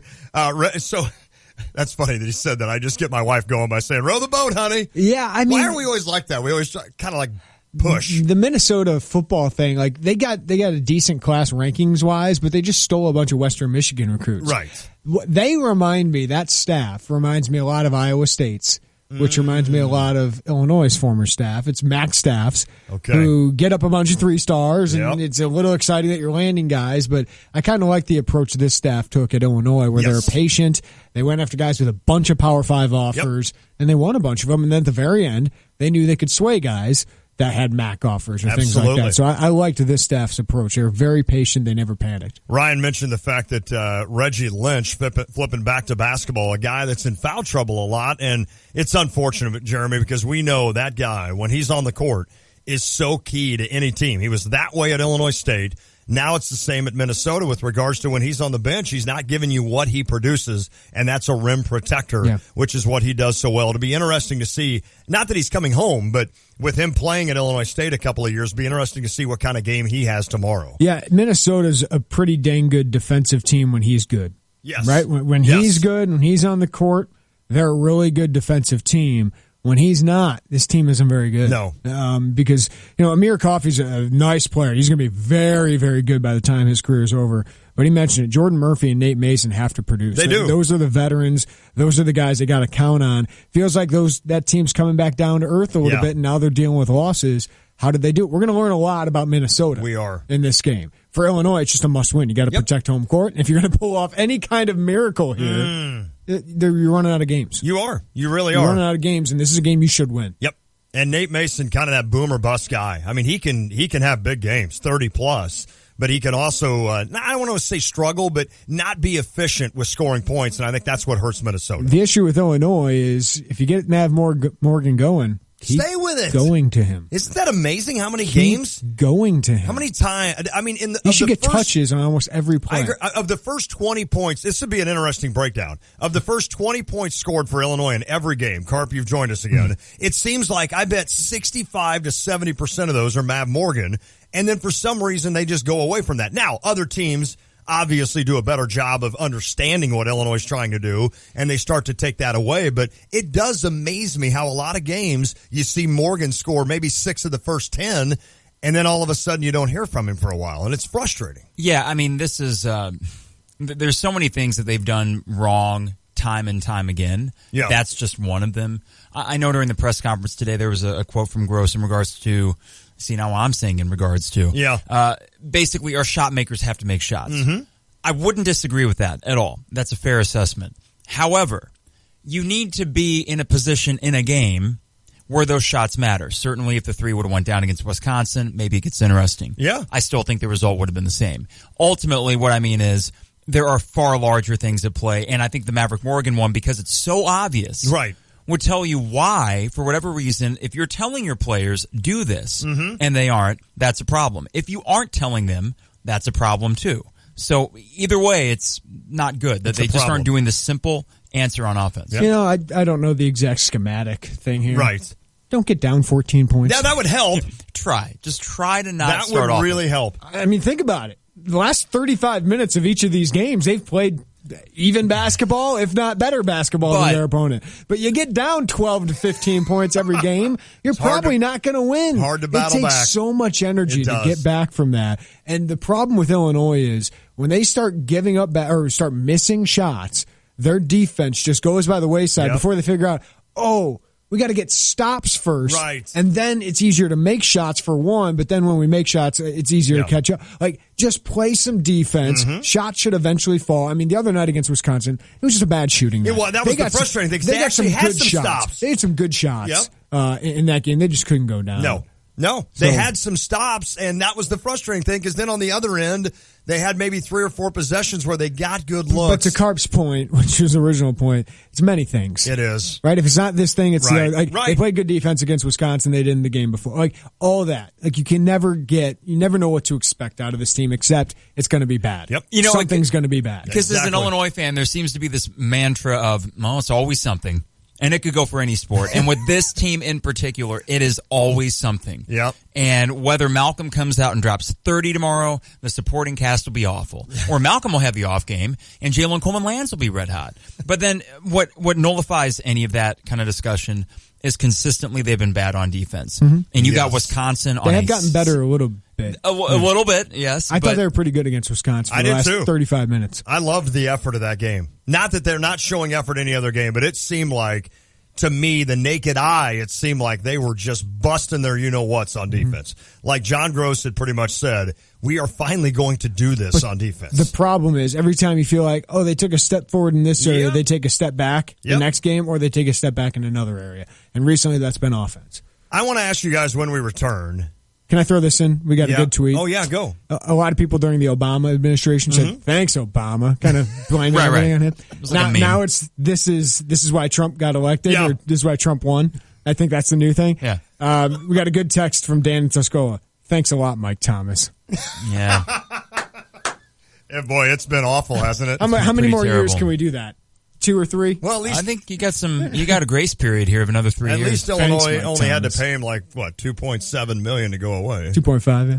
And you know what's even more bizarre about that is that just is like a knife being stuck in your side. Is that guy Virginia. that guy had the resume, he had the credentials where you thought, why, this is going to work, this is Yeah. great. And for me, it was a nice reprieve from Gunther, who was very quiet, Right. who in many ways operated like kind of isolated, it felt like, from Chicago and other communities. There's no doubt. But with all those efforts, 670 getting on there, and then Grange Grove, the rebrand, which those basketball uniforms are just god awful. I'm sorry. Go retro. They're ugly. Football looks great, and then the basketball uniforms are just stupid. Yeah. Just another thing to really hate about this program right now. I'm not I thought the baseball uniforms were the worst. They were pretty bad. I do didn't love like the it. soccer ones. Yes. Yeah, the soccer ones were great. Phenomenal. Yes. Those are. Thanks, Mike Thomas. Yeah. Thanks, Mike Thomas. All right, 359-2255 Got if you'd that like to going. weigh Yeah. in. 217-359-2255. We're going to do Name That Riff coming up. Also an update with Austin, your calls and texts as well. It is the Tay and J Show.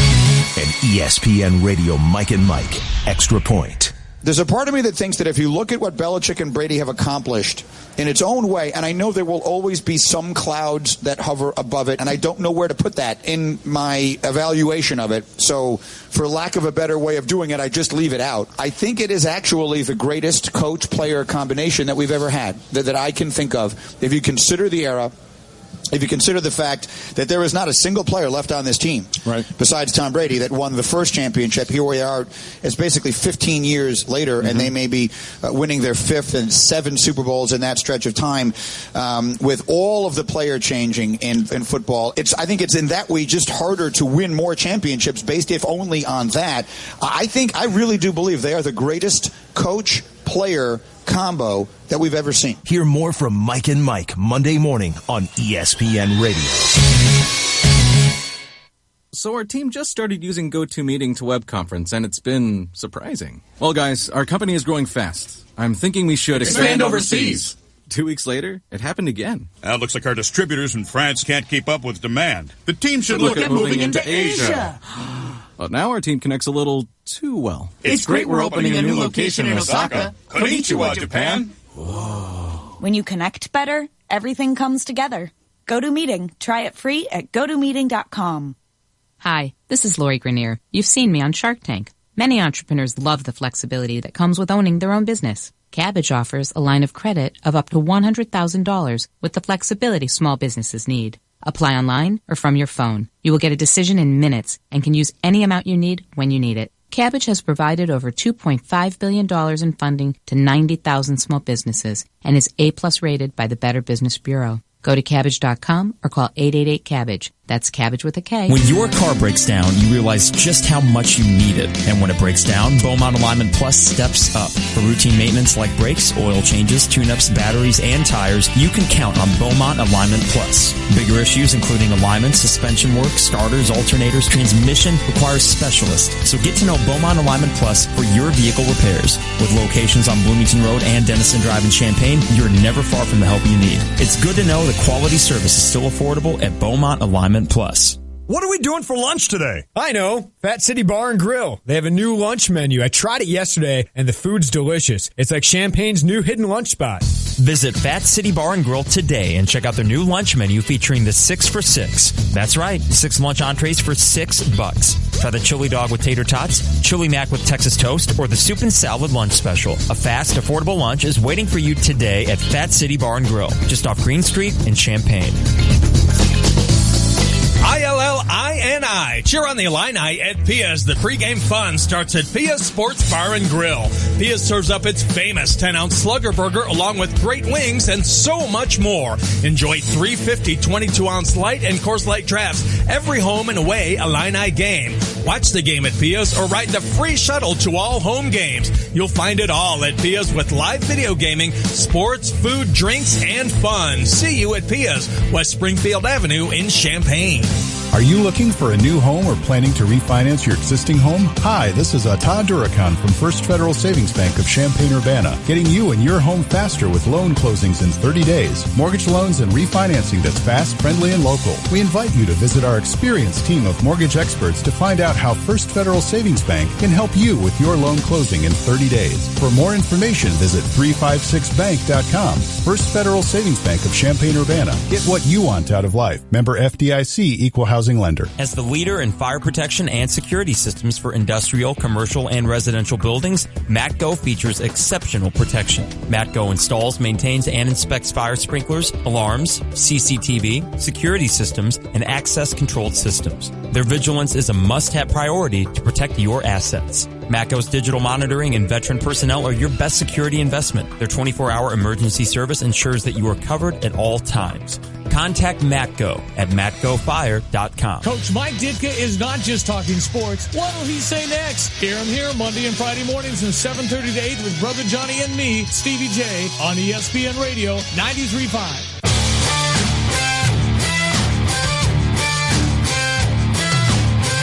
We have 5 at 5 coming up later after my little minor explosion last week on Mike Carpenter. It wasn't that bad. It was bad. There was a lot of truth to what. No, not that Lon was like right. No, you're right. That he was like honestly upset about it. I was upset. He's honestly upset sometimes when he goes home and loses the 5 at 5. Well, because he thinks there's ageism. It's the competitiveness. Yeah. And it's funny, at the age of 46, there's times where I'm like, Lon, do you really... Does it really matter if you win the 5 at 5? We take pride in this. I know, but I'm like, sometimes, you know what? I'm competitive at stuff. So it's like, I want to win. And then there's other times where I'm like, you know what? I didn't watch the frickin' Ninja Turtles. So it's not fair that I don't get to get. See, there's the truth. Right. But it is hard, though, and Carp, I think it is hard, honestly, because sometimes I come out of the blue with things you're like, I wasn't alive to see that. I would say that's a fair point. I think today's 5 questions are pretty not restrictive to age. I like this. And we didn't have the same answer, did we, on number 5? I don't think we've asked each other yet. Oh, I emailed you, so maybe you didn't I saw the one, and yes, you had the same answer. Oh, as you me, did? So I got to think of someone different. Well, we can throw that one out. Or we could just go with the same answer, and Carp can pick the winner. Because better reasoning. Yes. That's fine. Let's do that. Yeah, let's just do that. Okay, because I think it's rather obvious. Oh, it is. Which one it is. I was like, yes, that is definitely the worst. And I wonder if I'm thinking the same as you guys. I think I am. By far the worst. Jeremy, I even looked at other things. People are like, wait, what are you talking about? Well, this is the tease for the 5 at 5. I even looked at other ones going, all right, could I make that one worse? Yeah. I'm like, no. Should I pick that old white guy or old white band? Like, I'm not a big fan of that group. No. So it'll be fun. It'll be fun when we get there. I could go controversial and pick one of those old white bands because I didn't like that era of it. No, okay. There were a couple lame ones. The Who being one of them. That was a lame halftime show. That's true. All right, Carp, it's time for Name That Riff. Yeah, yes, baby. Brought to you by The Upper Bout. Of course, they're located on Neal Street next to El Toro. Whether it's a new or used guitar, acoustic or electric, accessories, whatever it may be, or if you're just looking to take some guitar lessons and get started out, The Upper Bout, you can visit them online at theupperbout.com. Cool. So the first one to name this riff, pretty easy. Yeah. You got to call it 217-359-2255. Or let's do a text. A text? We'll do text. Okay. And let's see here. Right. And I will text Austin what this song is. Okay, that's a good idea. Like, Jeremy and I have the Navy SEALs signals down well, but the rest of us don't. So Austin the whole time is kind of pointing at Austin. I'm like, I don't know what the point means. Well, I saw him pointing as far as like, yes, we'll do a text line competition. It was like, oh, he texted me. So we're doing call or text? We're doing text to 359-2255. So the first correct text. Now this one. You got to know the name of the artist and the song. Yes. Now last week we did Sweet Ballroom Blitz, and we got some right answers on that. Great. Yeah, which is a great song. And then week 1, we did AC/DC Thunderstruck. A little more obvious. Right. This one is more in the wheelhouse of Sweet Ballroom Blitz, mid-70s, early 70s.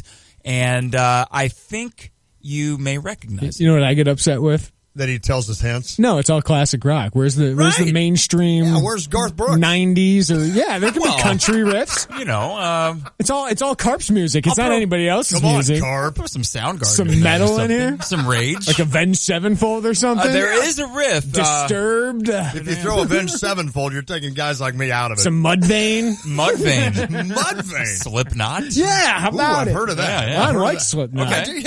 I can handle that. All right, first one to text in the correct answer to 359-2255, 217-359-2255, both the band name and the song title. You'll win a $25 gift card to the Upper Bout. Here we go. Okay. Got an idea? Mm-hmm.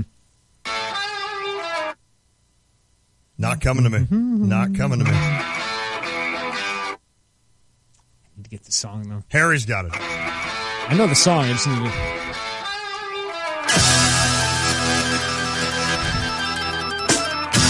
Oh, yeah, got it. You got it? Okay. Got it. 359-2255. Still got it on? No. The vocals coming right now. My dad loved this guy. Great rock band back in the day. I still don't have it. I should have done Feed My Frankenstein. Yes! Feed Milwaukee. Got it, one? I do, I think.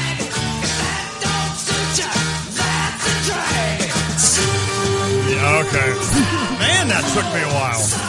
All right, 359-2255. First texter to get it right. It's funny. Okay. It takes you a little bit to go through the riff yourself in your head. It does. That leads to the song or the lyrics. That leads to the title. That leads to the artist. Why am I not getting this? That was a tricky one because that opening riff is only the intro. Yeah.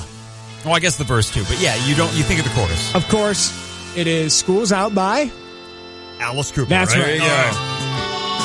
Good. I don't know if he's a good golfer. He tries to golf. No, he's scratch. Great Is he golfer. scratch? He's a Is he the scratch guy I'm golfer. thinking of? Okay. Yeah. He's a Great scratch golfer. All right, so Papa that's good Warner, stuff. believe it or Loves not. Alice Cooper? Loved Alice Cooper. See, growing now up. he is definitely a guy I never listened to. Yeah. He's going to Never. be at Springfield coming up. He still Really? tours. Yeah, he tours and he golfs and he Puts does a on a radio show. show. Is he just like, does he weigh like 85 pounds? No, like he's in all good these shape. guys? Okay. He had a bad run in the 80s where he was really like on death's door. Oh. And to I combat shouldn't his alcoholism, he became a scratch golfer. Oh, wow. Started a radio show, still plays. And then, of course, kind of had a resurgence with his appearance in Wayne's World. That's funny that a lot of golfers Stop out eating there. bats' heads. Right. That was Ozzy. That was Ozzy. That's right. But yeah. easy to get those two confused because No I'm doubt. sure Alice ate other things that would I think get a you lot rabies. of golfers out there would laugh saying Squirrels. to beat alcoholism, he's picked up golf. I think for a lot of us, yeah. that's when I drink It's the like, most. you know what? I drink too much. I started fishing. With a cooler of Coke in the middle, you Yeah. know. Hand me a nice Coca-Cola. All right, so good stuff there. We will have the winner, Casey from Monticello. Congratulations. Congrats, Casey. To Casey from Monticello. And again, they win, is it $25, right, Carp, from the Upper Bout? That's right. $25 gift certificate to the Upper Bout on Neal Street next to El Toro and online at theupperbout.com. Sweet.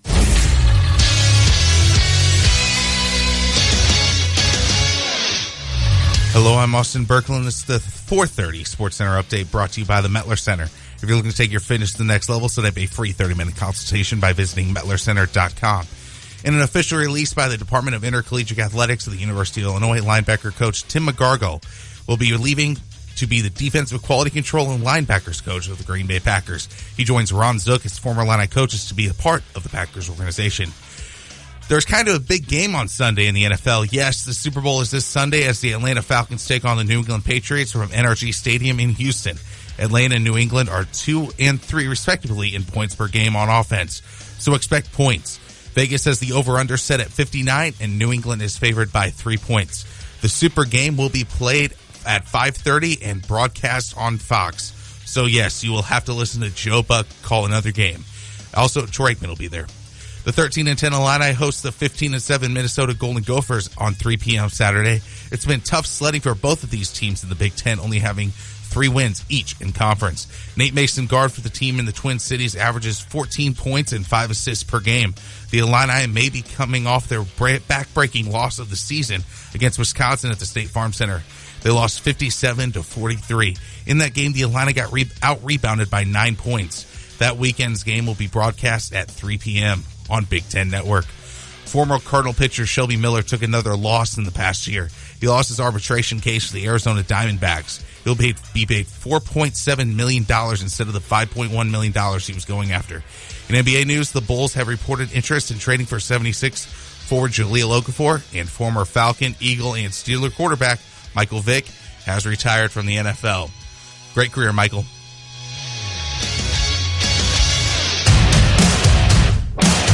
Thank you, Austin.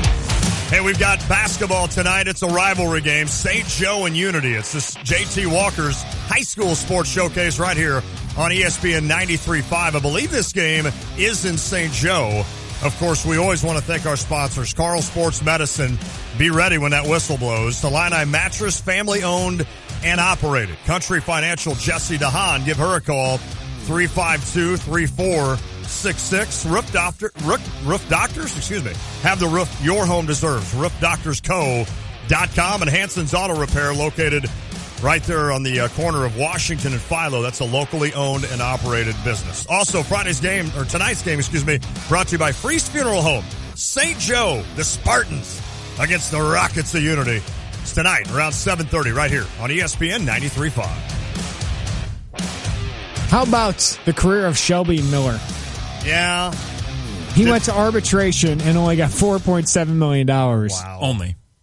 I know, but that's for a pitcher. It's for small, starting but that's pitcher. Right. Pretty good for being mediocre. Did really the Cardinals do a New England there and get rid of him at about right when it was the right time? No, they didn't. The Braves did. The Braves might have had one of the best deals we've ever seen, because they got Ender Inciarte, who's going to be a starting center fielder for them for a long time, one of the best defenders in baseball, and one of the top prospects in baseball, Dansby Swanson. Okay. So that is one of the biggest lopsided trades in baseball recently. Now the Cardinals got value out of it. They got Jason Hayward. They got Jason Hayward, and then they turned that into Dylan Carlson or Dakota Hudson in the last draft by their compensatory round pick. So the Cardinals did better than what the Arizona Diamondbacks obviously did. They got some kind of value out of him. It's interesting. Tony La Russa doesn't seem like that's working out there, does it?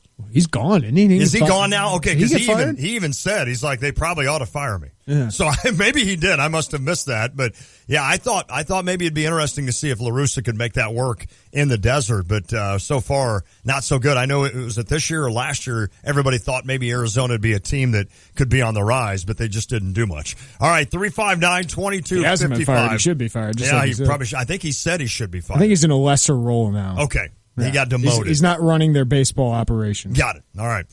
We're going to head to the Jupiter's The Crossing phone line. We're going to hit Will in Connecticut. Will, how are you, buddy? I'm doing well. How are you guys? We are great, my man. Good. Hey, I just had a question, and this may be too early for this question, but I'm not quite to the place where Carp is where I'm actively rooting for this to happen, but if this was a video game season, I definitely would want to simulate to the end at this point. That's a great, perfect. Will, stop. That is perfect. Yes. It is going to be a long 6 weeks, Will. And Will, we hope when we simulate that the computer thinks better of the team than the way we're actually playing the team. I think you take the Ken Palm. I think you take the Ken Palm sim right now. 17 and 14, 7 and 11. Would you take it, Carp?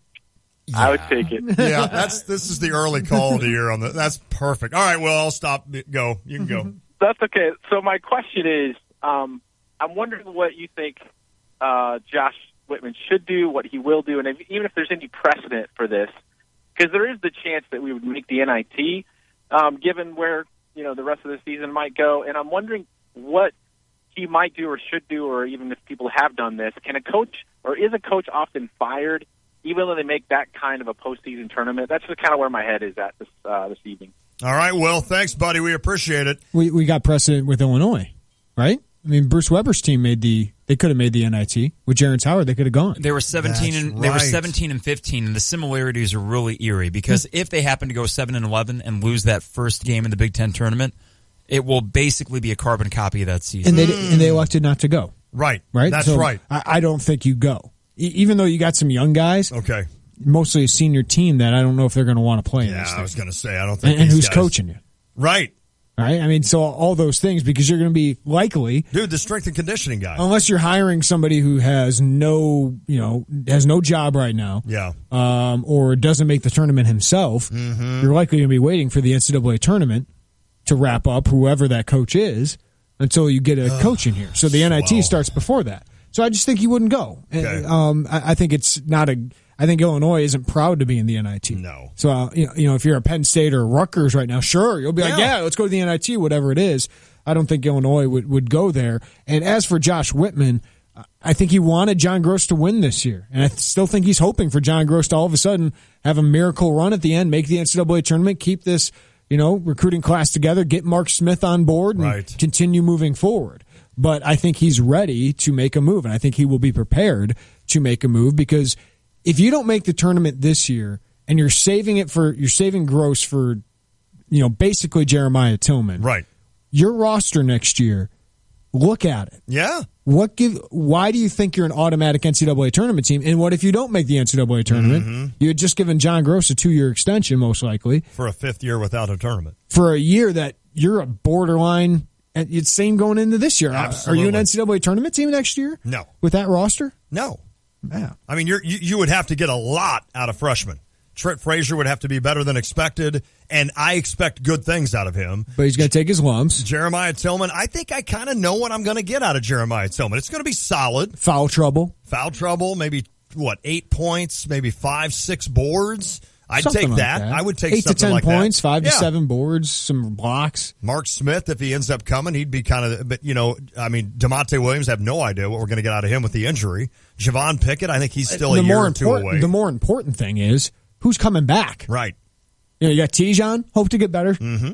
Solid point guard. Yeah, he's nice. Jalen Coleman-Lands, what are you getting out of him? Ron Black, what are you getting out of him? I think JCL could be real good around a good team. The guy I feel like I can count on the most, and I think he's a role player at this point. I know who you're going to say. Is Michael Finke. I thought you were actually going to say Kipper Nichols. No, I think it's Michael Finke. I do too. Yeah.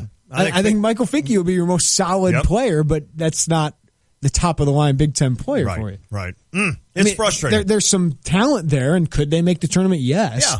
But I don't think it'll be an easy tournament. It's frustrating. 359-2255 if you'd like to weigh in, even on the Chief Bauer text line or the Jupiters at the Crossing phone line. It is just so frustrating, and I love what Will said. I didn't mean to get all gushy and excited over that, but it's so true, because if I'm playing, I don't play video games anymore, but when I did, if you were out of the gates 4-7 as the Arizona Cardinals, you just simulate the rest of the year, see what can happen, and then you make a coaching move or you do something. But unfortunately, we have to watch these games. Well, and this is about the same time as Weber's last year as to when fans checked out. It would have been early February when they lost at Nebraska, and that was the official it's over kind of game. But even before that, there was a home win against Michigan State, but after that, it was 48-44. Yeah. And people actually thought, well, did Izzo just give them that one? Because their buddies. I remember Tom Izzo gave Bruce Weber which a is win. ridiculous. It's not true, but I just remember people actually throwing that around because they're like, we're really bad. So Rich Pitino's going to give him a bone here. I mean, I wasn't there Tuesday night to speak to the crowd, but I know, Jeremy, you've mentioned it a little bit before, that it was just quiet. And, of course, when you start down 16-2, you have no chance to get into it. I'll give credit to the Crush. They do get loud. Do they? They do want to root for something. And, bless their hearts. And I think of all those kids that haven't seen good basketball in their lives. You've only got 4 years, right? I mean, for the maybe 5. Well, and think of these kids. They were 7 or 8 when it was 04, 05, right? Yeah. They probably weren't that involved in Illinois basketball. Are Minnesota basketball right now. I mean, this is the same run as when Dan Munson was there, and they were just irrelevant. It didn't matter. You're right. There's a good text. It's not a good text. It just made me laugh. That's fine. If John Gross does end up fired at the end of the season, what do you guys think the chances of hiring Thad Matta might be? Well, me and Brightweiser, for fun, were banding that around off the air. But here's the thing. Thad Matta might get fired. Right. I know. Because, so for fun, that next day I went to this Ohio State message board. It was their scout message board. And they already have a new coach thread. And Absolutely. It's 30 pages long. Wow. Now, Archie Miller? There are concerns, though, that if Thad Matta, if he were to stagnate like this at Ohio State, why would Illinois be the thing to infuse him back with whatever energy he needs to get things going and again? why would you hire a guy that you just hired a guy from his tree that failed so miserably? And Ohio State and Illinois have the same problems right now. Yep. Thad Matta was a great coach for Ohio State. Yep. It was great. I mean, that run in the Big Ten was ridiculous. Unbelievable. But, I mean, his health's an issue, too. It's big time an issue. I was about ready to bring that up. I know people don't talk about it much. He sits down the entire game, for the most part. Yeah. I mean, he would rather be sitting down. He gets up on occasion, but he needs to sit down. That's what I mean. So I don't know. And I know why people mention that. It's because he's from Illinois. He's from Hoopstead. And the frustration is going to be if that job opens up the same time yours does. Yeah. And that's why, in a way, I'm a good point. I'm kind of rooting, and I don't think he'd get fired anyways, but I'm kind of rooting for Tom Crean the rest of this year. Yeah. And with the injuries, I think he's probably safe. Yeah, because can you imagine if Indiana and Ohio State's jobs both came open and your job came open? You're number 3. Yeah. And it's not close. Missouri. And Missouri. And they're number 4. I mean, Missouri's in a bad... They are awful. 5-15. Yeah. Peter asked a question I've been asking friends, which is likeliest for next season? Gross is back, safe hire, or wow hire? Safe hire. What's a safe hire? Well, and I think safe can still be good. Would be like Keats or, something like that. Is that a safe hire? Is Quanzo Martin in with safe hire? Yeah, Quanzo would be a safe hire to me. I think a wow hire would be Fred Hoiberg, would be Billy Donovan. Is there not another just solid hire? Like, is that safe hire? Because I don't know. Probably safe hire. I don't know if Kwanzo's a safe hire. I don't know if Keats is a safe hire. I don't have beer with Peter, so I don't know what he means by that. Well, I think Kruger would be safe hire. Maybe I do, though. No, right. Kruger I agree. would be safe, but yes. I think other guys are like, Kwanzo still got a little bit to prove, but that's a Power 5 coach. Yes. When's the last time Illinois hired a Power 5 coach? That's a great point. It's Kruger. That's wow. Right? Otherwise, you're stealing from the mid-majors all the time. That's interesting. Hey, by the way, California, big double overtime win against Utah last night, 16-6. So, I think that safe hire, whatever that means, can also still be a good hire. Okay. Yeah, and the other thing to consider, too, and I know that we've said this before, that you fire Zook and automatically you're going to have an upgrade. Clearly, you didn't. No. You fire Weber, you're going to clearly have an upgrade. Clearly, you didn't. But I think the AD matters a lot in this case, where with Mike Thomas, we were just kind of blindly thinking, well, he'll get the hire, right? With Whitman, you have at least, it's a small track record, but a good one, a great one, as far as going out and getting a coach that maybe you didn't think you could get. Okay, 359-2255. When we come back, I will not laugh. It is the Tay and J Show. This is Eric Bolin with Provident Financial Group. Are you getting the attention you deserve from your broker? When you partner with Provident, you get an advisor who stays focused on you and your family. We work for you. Contact us today to schedule a consultation. Find us online at ProvidentFinancialGroupLLC.com. Securities and advisory services offered through Commonwealth Financial Network. Provident, partnerships built on trust. Member FINRA, SIPC, the registered investment advisor. DP Dough is the original Calzone company, and they cater all types and sizes of events, from office orders to private parties to entire visiting football teams. Everyone will be sure to enjoy something different than the same old sandwiches or pizza. DP Dough also delivers to nearly all of Champaign, Urbana, and Savoy until late at night. So give them a call or order online when you're hungry and no one else is delivering. With over 1 million calzones served since opening in 2006, DP Dough is sure to satisfy and fill you up. DP Dough, the original calzone company. Hey there, it's me, your furnace, and we have to talk. This isn't easy, but I think you should see other furnaces. A new home comfort system from the experts will save you up to 50% on energy bills and keep you comfortable for years. All I want is for you to be comfortable. At Chief Bauer Service Experts, get a furnace for $499. For expert service guaranteed, call 866-EXPERTS or visit chiefbauer.com. Call 866-EXPERTS.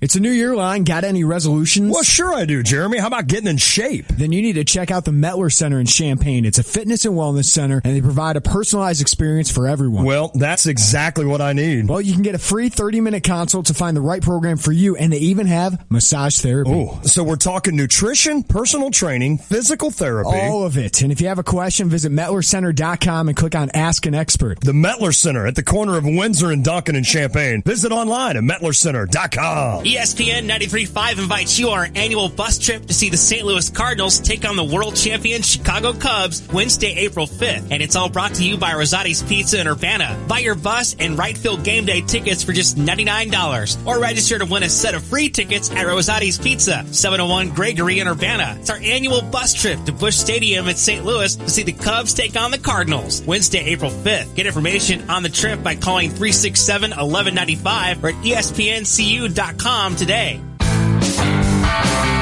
Prize winning can be fun, and we love giving away free stuff, but we want to make sure it's fair for everyone. So here are the rules when competing to win on ESPN 93.5. No purchase necessary. Prize must be collected within 30 days during business hours, Monday through Friday, 8 a.m. to 5 p.m. at 2702 Boulder in Urbana. ESPN Radio assumes no liability due to circumstances beyond our control, and any prize may be substituted with a prize of equal or greater value. Winners are liable for any taxes, tips, or other miscellaneous charges associated with the prize. All contestants must have a valid ID and social security number. Our judges' decisions are final and reserve the right to end any contest at any time for any reason without notice. In the event that a contestant is found to be ineligible for a prize, said prize will not be awarded. And if you win, we reserve the right to use your likeness or voice on the radio or online, and any winners must wait 30 days to win again. Get a complete list of rules and more information on any contest on ESPN Radio at ESPNCU.com. Those are the rules, and good luck from ESPN 93.5. Hey, Rebecca. What have you heard about CU's Got Talent this year? CU's Got Talent will be held Saturday, February 4th at the Refinery in Champaign. More acts, great food, it'll just be fun, plus a great cause. How do I find out more? Just go to the website, cugottalent.org. You can reserve seats, make donations, vote for talent, bid on silent auction items, and more. Remember, that's cugottalent.org. Don't miss CU's Got Talent, Saturday, February 4th at the Refinery in Champaign. Hey guys, Mike Carpenter from the Tay and J Show, and for this Illinois basketball season, we have a brand new show on ESPN 93.5 called The 200 Level. Ride the roller coaster with myself and Steve Breitweiser each Monday night at 6, right after the Tay and J Show, every Monday through the NCAA tournament. The 200 Level is brought to you by DP Doe, Shambana Sales, Chief Bauer Service Experts, and Heiser Allstate Agency. The 200 Level, Monday nights at 6, beginning January 9th, only on ESPN 93.5 and streaming online at ESPNCU.com. Hi, it's Stevie J. Start your day with me along with Diane Ducey, weekday morning 7 to 9, here on ESPN Radio 93.5. Tay and J Show. Latte, Jeremy Warner, Mike Carpenter. Deion Thomas at 5:15. Deion's been great this year. He has kind of said it like he thinks, and I'm anxious to hear what he has to say at 5:15. Some good texts. Mitch and Atwood. If Mata and Gross are both gone, which is the better job? That's actually a good question. Ohio State. I mean, Ohio State has the resources. You're right. Oh, and the program. I mean, when you have that football program generating that brand, it's a better job. I know Illinois fans hate that because Illinois was so great for so long in the 80s and 90s, and Ohio State maybe wasn't at some points. But recently, who's been the better program? Oh, there's no doubt. Who was the top program from 07 to 2011 or whatever? Not even close. Right. And what's frustrating is going back revisionist history to when Weber and Mata were both hired about at the same year, or with it 1 year apart. Yeah. But regardless, if those two jobs would open up at the same time, then maybe you say that's a 50-50 split because of where Illinois was as a program. Top agree. 15 under self. But even then, Ohio State under O'Brien, they made runs. Yeah. I mean, that was the top half of the Big Ten team. The only negative there is that you are a distant second. Yeah. With your fans, you are a distant second. Whereas here at Illinois, there's been many years you're number one. Can that be a good thing? I think it'd be a good thing. You got people off your back. Yeah. That's a great point. No one's, I mean, if you make tournaments, people are like, oh, this is awesome. Yep. Right? If you're winning Big Ten championships. It's just a bonus. Yeah. One texter. Stop laughing. There's someone with a livelihood at stake. I am a true Illini fan. What you guys are saying and doing is wrong. Gross has never been able to get recruits because Weber was bust. Okay. Well, David. I'm just kidding. No, here's the thing. I mean, because, and I try to catch myself with this too. Certainly, there are things about John Gross as a coach that, I will be honest, annoy me personally. But that is where the line is sort of drawn, where it's never been a personal thing. It's certainly never against the players either, because these guys are 10 years younger than I am. Because if he's winning, those personal things don't matter. Exactly. Right. So at the end of the day, certainly, I think we make a conscious effort to not pile on.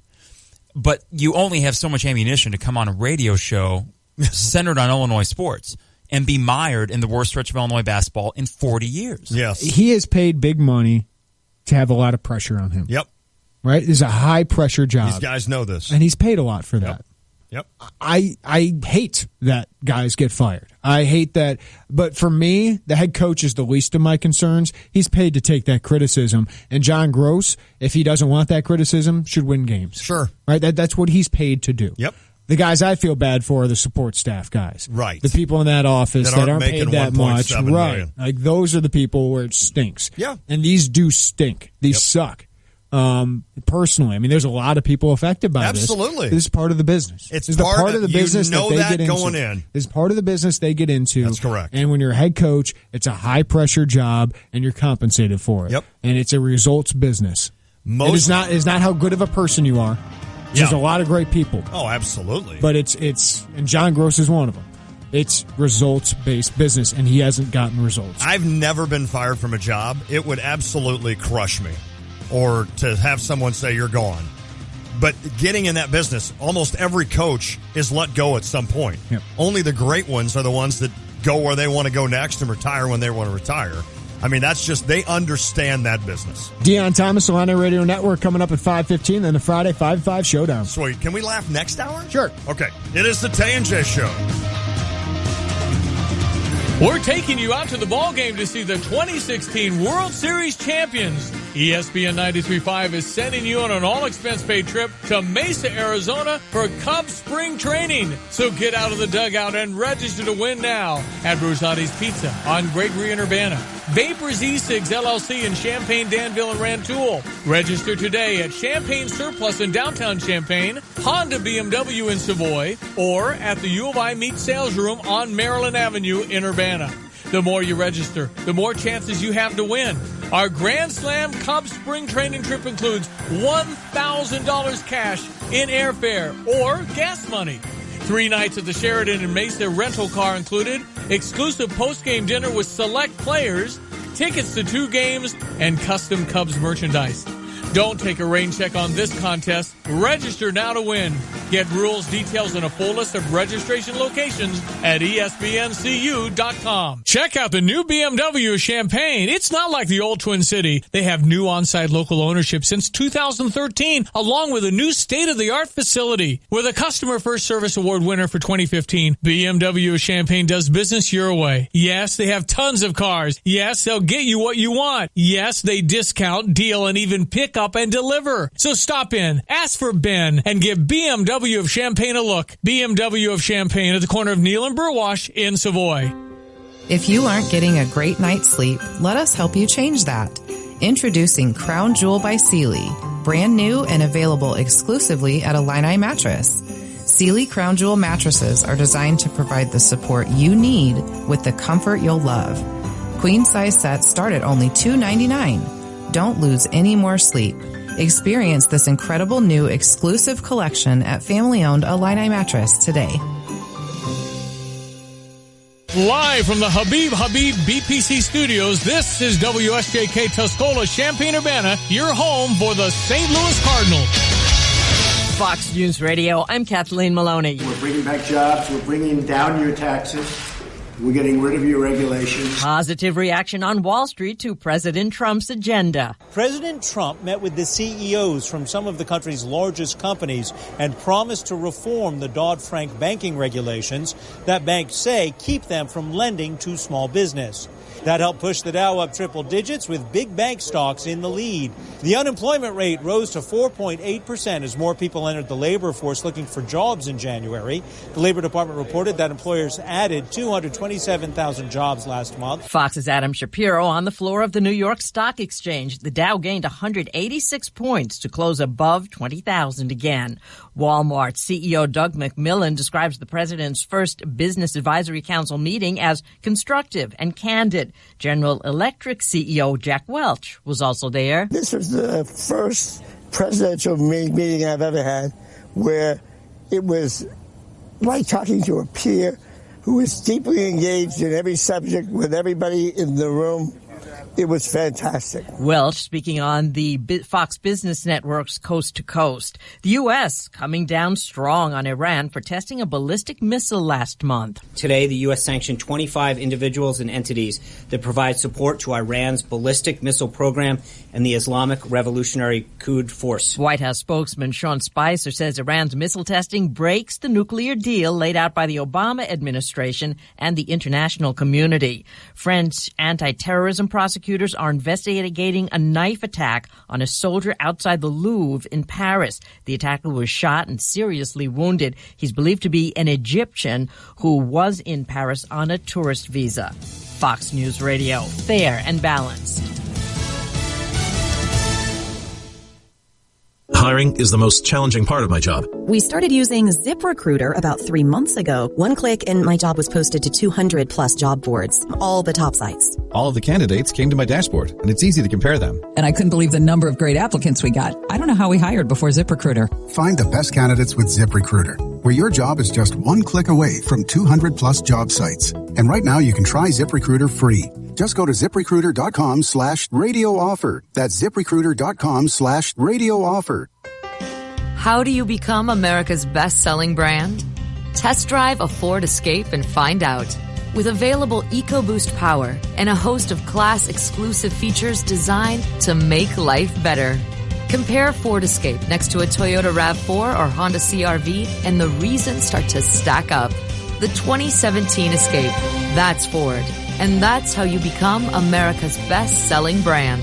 Sales claim based on 2016 calendar year sales. The president's order suspending immigration from 7 countries is being challenged in courts across the country. A federal judge in Massachusetts hearing arguments against the president's order was skeptical that the order was a ban against Muslims. Rula Owen is the director of the American Arab Civil Rights League in Michigan. A judge ruled in their case that the president's order can't apply to lawful permanent residents.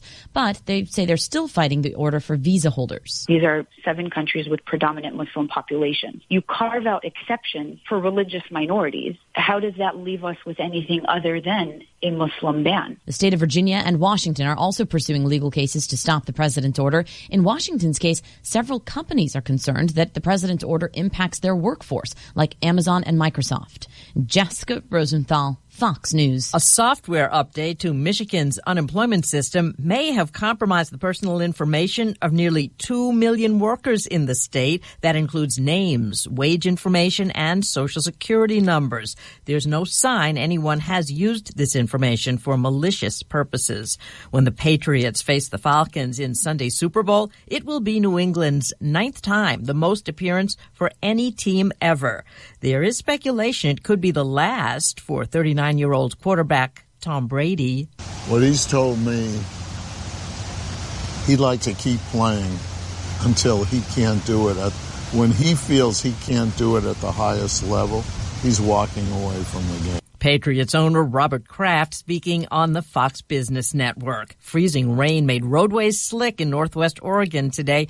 It sent vehicles sliding. There were numerous crashes, including a massive wreck on I-5 in Portland that took hours to untangle. The region is getting hit with the most brutal winter in years, but temperatures are rising into the 40s for the weekend. I'm Kathleen Maloney, Fox News Radio.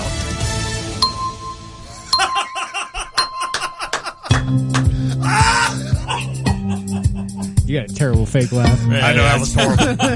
No, but you know what is funny? Man. Reggie Theus. Yeah. He's on my list. That was a legitimate laugh.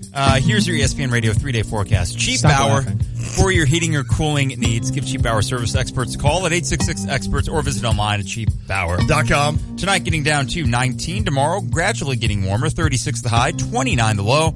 How's this for Super Bowl Sunday? 46 and sunny with a low of 27. Absolutely beautiful. And then 50s on Monday and Tuesday. 28 and still sunny. Yeah. ESPN Radio. Oh, and it's my time. That wasn't a laugh. I'm just super excited because it's the 5 o'clock hour on Friday of the Tay and J Show. It is my favorite hour because it is the final hour of the Tay and J Show for the week. We've got Deion Thomas coming up at 5:15, and of course, the 5 at 5 showdown. We'll do that today. We've got some good questions coming up for you on that. We need to do some business.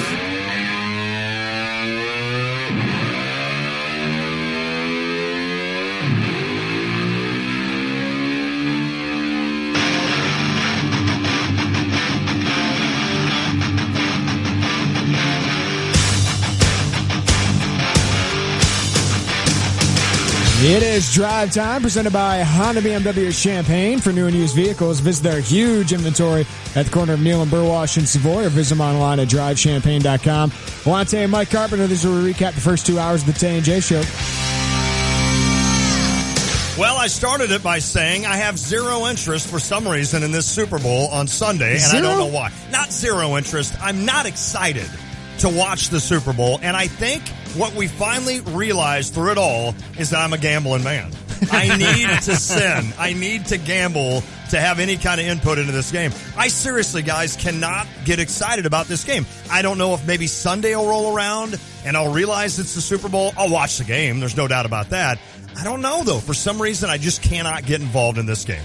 I think you'll get there Sunday. I think so, too. Because I think this matchup's really interesting from a football perspective. Yeah. I think the Falcons don't have the cachet of the Packers would have had, that in the interest of an Aaron Rodgers or just an organization like the Packers, who we talk about a lot here because they're more local.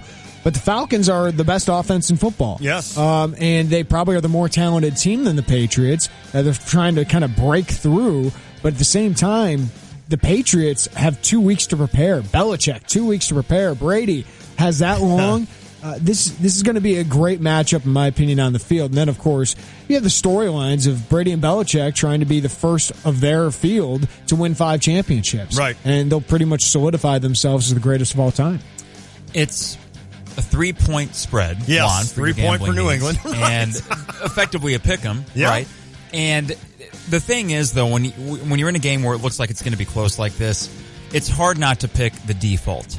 And, of course, that'd be the Patriots. That's a fair point. And not to go with the old, they've been there, done that. These guys have experience. Because a lot of these guys in the New England team, I don't know what turnover they've had in the last 2 years, but probably a decent number knowing how that organization works. Yep. But that is the steady hand of a guy like Belichick. Yes. And the way that they run everything out there. But at the same time, if you're just going eye test, and certainly the Patriots kick butt in both of their games. Yeah, they do. But there's something very enticing about watching Atlanta on offense. And that's why I don't care who wins. I want both offenses to go off because I don't know the last time a Super Bowl where we had 2 offenses clicking on all cylinders. Usually it's one or the other. Over-under's 59, so there's pretty high. Vegas is going to think that there are going to be a lot of points scored in this game. These Patriots, the Belichick-Brady Patriots, have been to 6 Super Bowls, all decided by 4 points or less. That's weird, isn't it? So I think that spread's about right. That's true. But also, obviously, those guys have legacy to make here, but I think more than anybody, Matt Ryan. Good call. We barely talk about the Falcons all the time, it feels like, but if Matt Ryan wins the Super Bowl, I think all of a sudden we're really talking about him with probably an MVP and a Super Bowl ring as an elite quarterback in this league. And if he wins another one, we're probably talking about a guy who's really got Hall of Fame credentials. No doubt. He's sneaking up into that, which it's about that time for him in his career because they've had really good teams. He's been there for 8 years now. Yep. Now it seems to be sneaking through, but Thomas Dimitroff, their GM, has done a phenomenal job surrounding him with talent, now building that defense. And Dan Quinn, I think if he does win this one, people will at least start to talk about, Dan Quinn is the head coach of the Atlanta Falcons. It's so true. The other thing that I like, and I just thought of this, we didn't talk about this earlier, a guy like Julio Jones that is one of the, would you say top 3 wide receivers in the game? Him, Antonio Brown, and AJ Green, maybe. Des Bryant. I mean, I don't think Des Bryant, but it's, to me, Beckham. Odell Beckham. Odell Beckham. Okay, Yep. yeah. I love when guys like a Julio Jones, or if AJ Green ever made it, I love for the superstars at their position to be able to play in a Super Bowl. And that's what I loved about, I know I'm a Cardinal fan, and I always go back to this, but I love that Larry Fitzgerald was able to play in a Super Bowl. They didn't win, but he was at least able to play in one. I think that guys like that deserve that. He probably deserved to be Super Bowl MVP that no doubt year. I mean, he did everything. Yep, and that's what'll be fun to see if Julio can do the same this Sunday. I got Patriots. I got Patriots. You got? I got Patriots. I said go default, but what the heck? I think Atlanta, and I think it's under, too, because what these two offenses do, they hold on to the ball a long time. Okay. I think each team's going to have, 7-8 drives. Okay. This game's going to go pretty quick. So you're going Falcons. Yeah. Illinois hosts Minnesota, a must-win game for both teams, but I think more people will be there to watch see the Cubs trophy. Cubs World Series trophy. I was hoping you'd do that. Well played. There's nothing more to say. Yeah. I mean, this is a big game for Minnesota. Oh, I thought you were about to say Illinois. I was like, no, this is Illinois obviously got to win this game to have any hope of anything. Right. I thought they had to win Wisconsin, but for Minnesota, if they lose this game, that's what Illinois can do is play spoiler, I at guess. least in this game. If you beat, we got that going. If you beat Minnesota, you're ahead of them in the standings. Wow. Think about that. It's just amazing what they've done and just fallen off. And I'm telling you, I know I do this every time, but if you win this game and you get to 9 wins in the Big Ten, you have a chance. You have a shot. As crazy as that sounds. You have a shot. But I'm running out of days to do that. What is your best win? VCU. Okay. VCU would be your best win. And they are not a tournament team right now, or bubble. they're bubblicious. Wow. That would be tough anyway, wouldn't it? It'd be tough even if Illinois went 9-9. VCU is 46 in the compound. Michigan's 32. Michigan's a tournament team right now. Okay, so Michigan would be your best win, right? At this moment. Maybe. Yeah. They just lost to Michigan State. I mean, Michigan, Northwestern would be your best win if you get to 9-9, right? Well, you're not going to beat Northwestern. Well, I know. I'm just saying if you get to 9-9, somehow you got to beat them once, right? Yeah. So I guess that would be your best win. That's the thing. You're playing a bunch of bad teams. You are coming up, just like you. But you're a bad team. But I think the difference is, and we'll see with Minnesota tomorrow, if this were 2 more losses in, if this had been like a 7-game losing streak, then you start worrying about them just throwing in the towel on the season.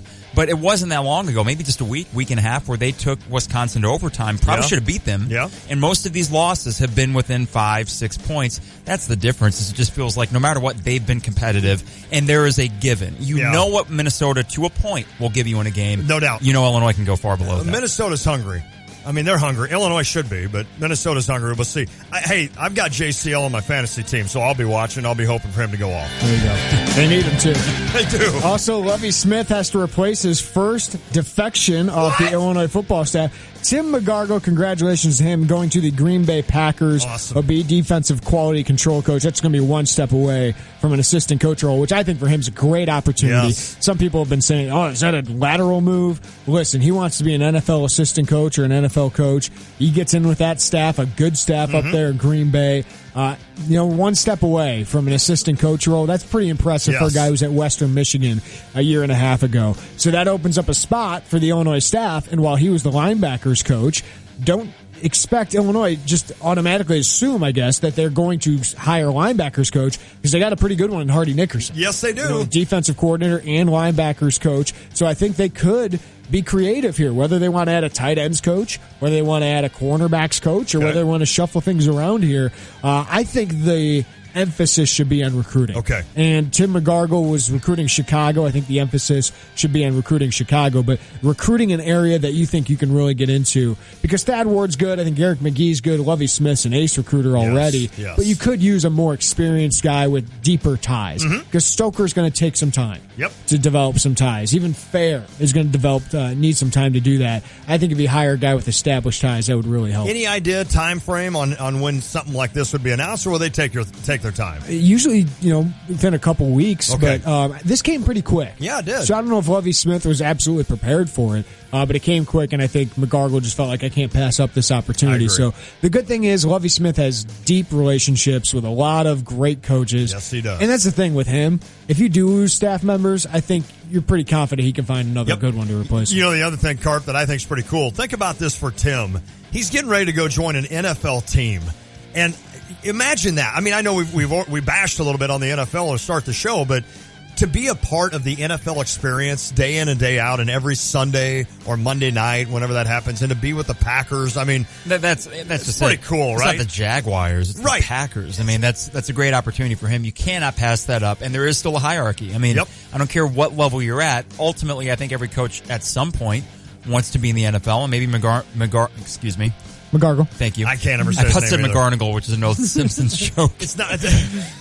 Whatever. I had no other really good points to It's make. not that I'm rooting against him, and happy that he's leaving for any other reason. That I can't ever say his name. Right. So get the next guy in here and name him Tom Nelson. We also talked a little bit about Illinois basketball and the future of John Gross, and we just got a text. Splash hire equals Steve Lavin. Stevie Lavin! Yes! That's Drive Time, presented by Honda BMW of Champaign. For new and used vehicles, visit their huge inventory at the corner of Neal and Burwash and Savoy, or visit them online at drivechampagne.com. I have a sunflower seed in my throat that I cannot dislodge. That's what I'm going to try to do next. That's a great verb. Yeah. That's a Doc Emmerich verb. Right. Dislodges the puck. The seed has been dislodged. It is the Tay and J Show. Deion Thomas next. ESPN Radio Sports Beat. From Charlotte, here's Dari Noka. I should know better. Each of the last 2 seasons, I've picked somebody other than Alabama to win the SEC West. I've been wrong both years. Why on earth would I pick against Nick Saban? And while I'll absolutely pick Bama to win the West this year, I'm about to do something else I know better than to do. I think I'll probably pick against Tom Brady and Bill Belichick. Like picking against Saban, it's a risky move. It's a move that before I make my pick official on Dari and Mel on ESPN Radio tomorrow morning, I'll try to talk myself out of 1,000 times. Because, it's stupid to pick against those guys, but man, Atlanta impresses me. And forget the offense, we all know how nasty it is. I want to take the Falcons because of that defense, a defense that got roasted for the first 10 games this season, but has drastically improved since. They get to the quarterback, they force turnovers. They're not the same embarrassing unit you might still think of them being. And with that offense, they don't even have to be great on Sunday. I think I might do it in 60 seconds. One of those random stats that just blew me away. America, it's time for some straight talk. There is no good way to fold a fitted sheet. Nobody really likes kale. And those wireless companies offering no contract plans? Surprise! To get a new phone could mean getting locked into a phone contract. With new Straight Talk Plus, well-qualified customers can get a Samsung Galaxy S7 for as low as $30.12 a month. Requires a 30-day unlimited service plan, still no contract, so you can cancel anytime with no penalties. Come on, it's time to realize the runaround. It's time to ask yourself, why haven't I switched? Straight Talk Wireless on America's largest, most dependable networks, only at Walmart. Lease-to-own transaction for the Samsung Galaxy S7. Total cost is $722.88 with 24 30-day payments plus any taxes and fees except in North Carolina where final payment may be more. No ownership until all payments made. May be able to exercise early purchase option. Retail cost of the Galaxy S7 is $599 subject to change. Customers may end lease and return phone at any time. Wireless service subject to Straight Talk terms and conditions. News crossed the wire yesterday about a random baseball arbitration case that went against a player. The player, Orioles catcher Caleb Joseph. But it's the major league record Joseph set last season that hit me like a ton of bricks.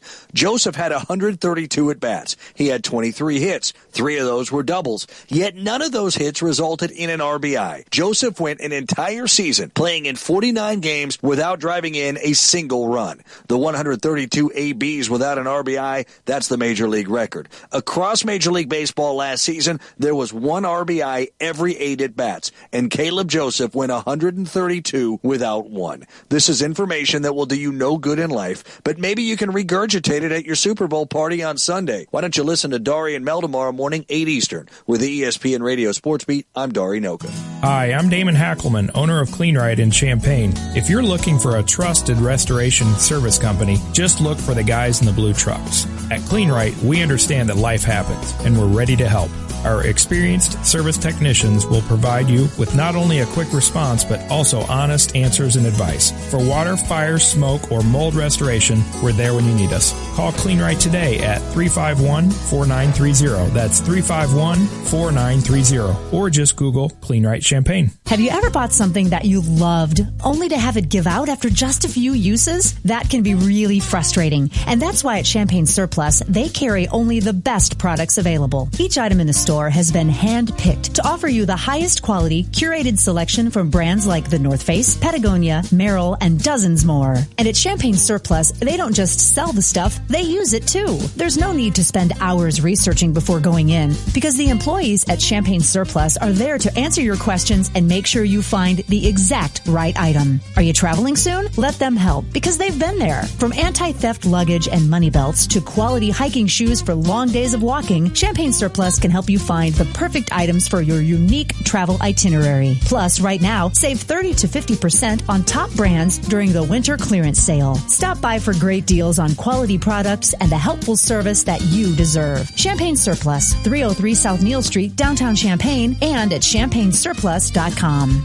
Check out the new BMW of Champaign. It's not like the old Twin City. They have new on-site local ownership since 2013, along with a new state-of-the-art facility. With a Customer First Service Award winner for 2015, BMW of Champaign does business your way. Yes, they have tons of cars. Yes, they'll get you what you want. Yes, they discount, deal, and even pick up and deliver. So stop in, ask for Ben, and give BMW of Champaign a look. BMW of Champaign at the corner of Neal and Burwash in Savoy.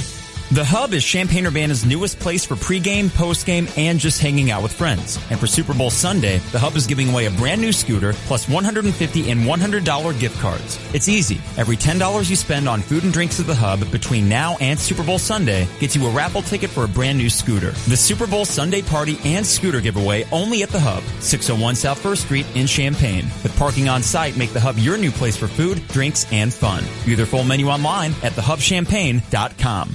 Coach Mike Ditka is not just talking sports. What will he say next? Hear him here Monday and Friday mornings from 7:30 to 8 with Brother Johnny and me, Stevie J, on ESPN Radio 93.5. Tay and J Show, ESPN Radio 93.5. Latte, Jeremy Warner, Mike Carpenter. I want to remind you, St. Joe and Unity tonight.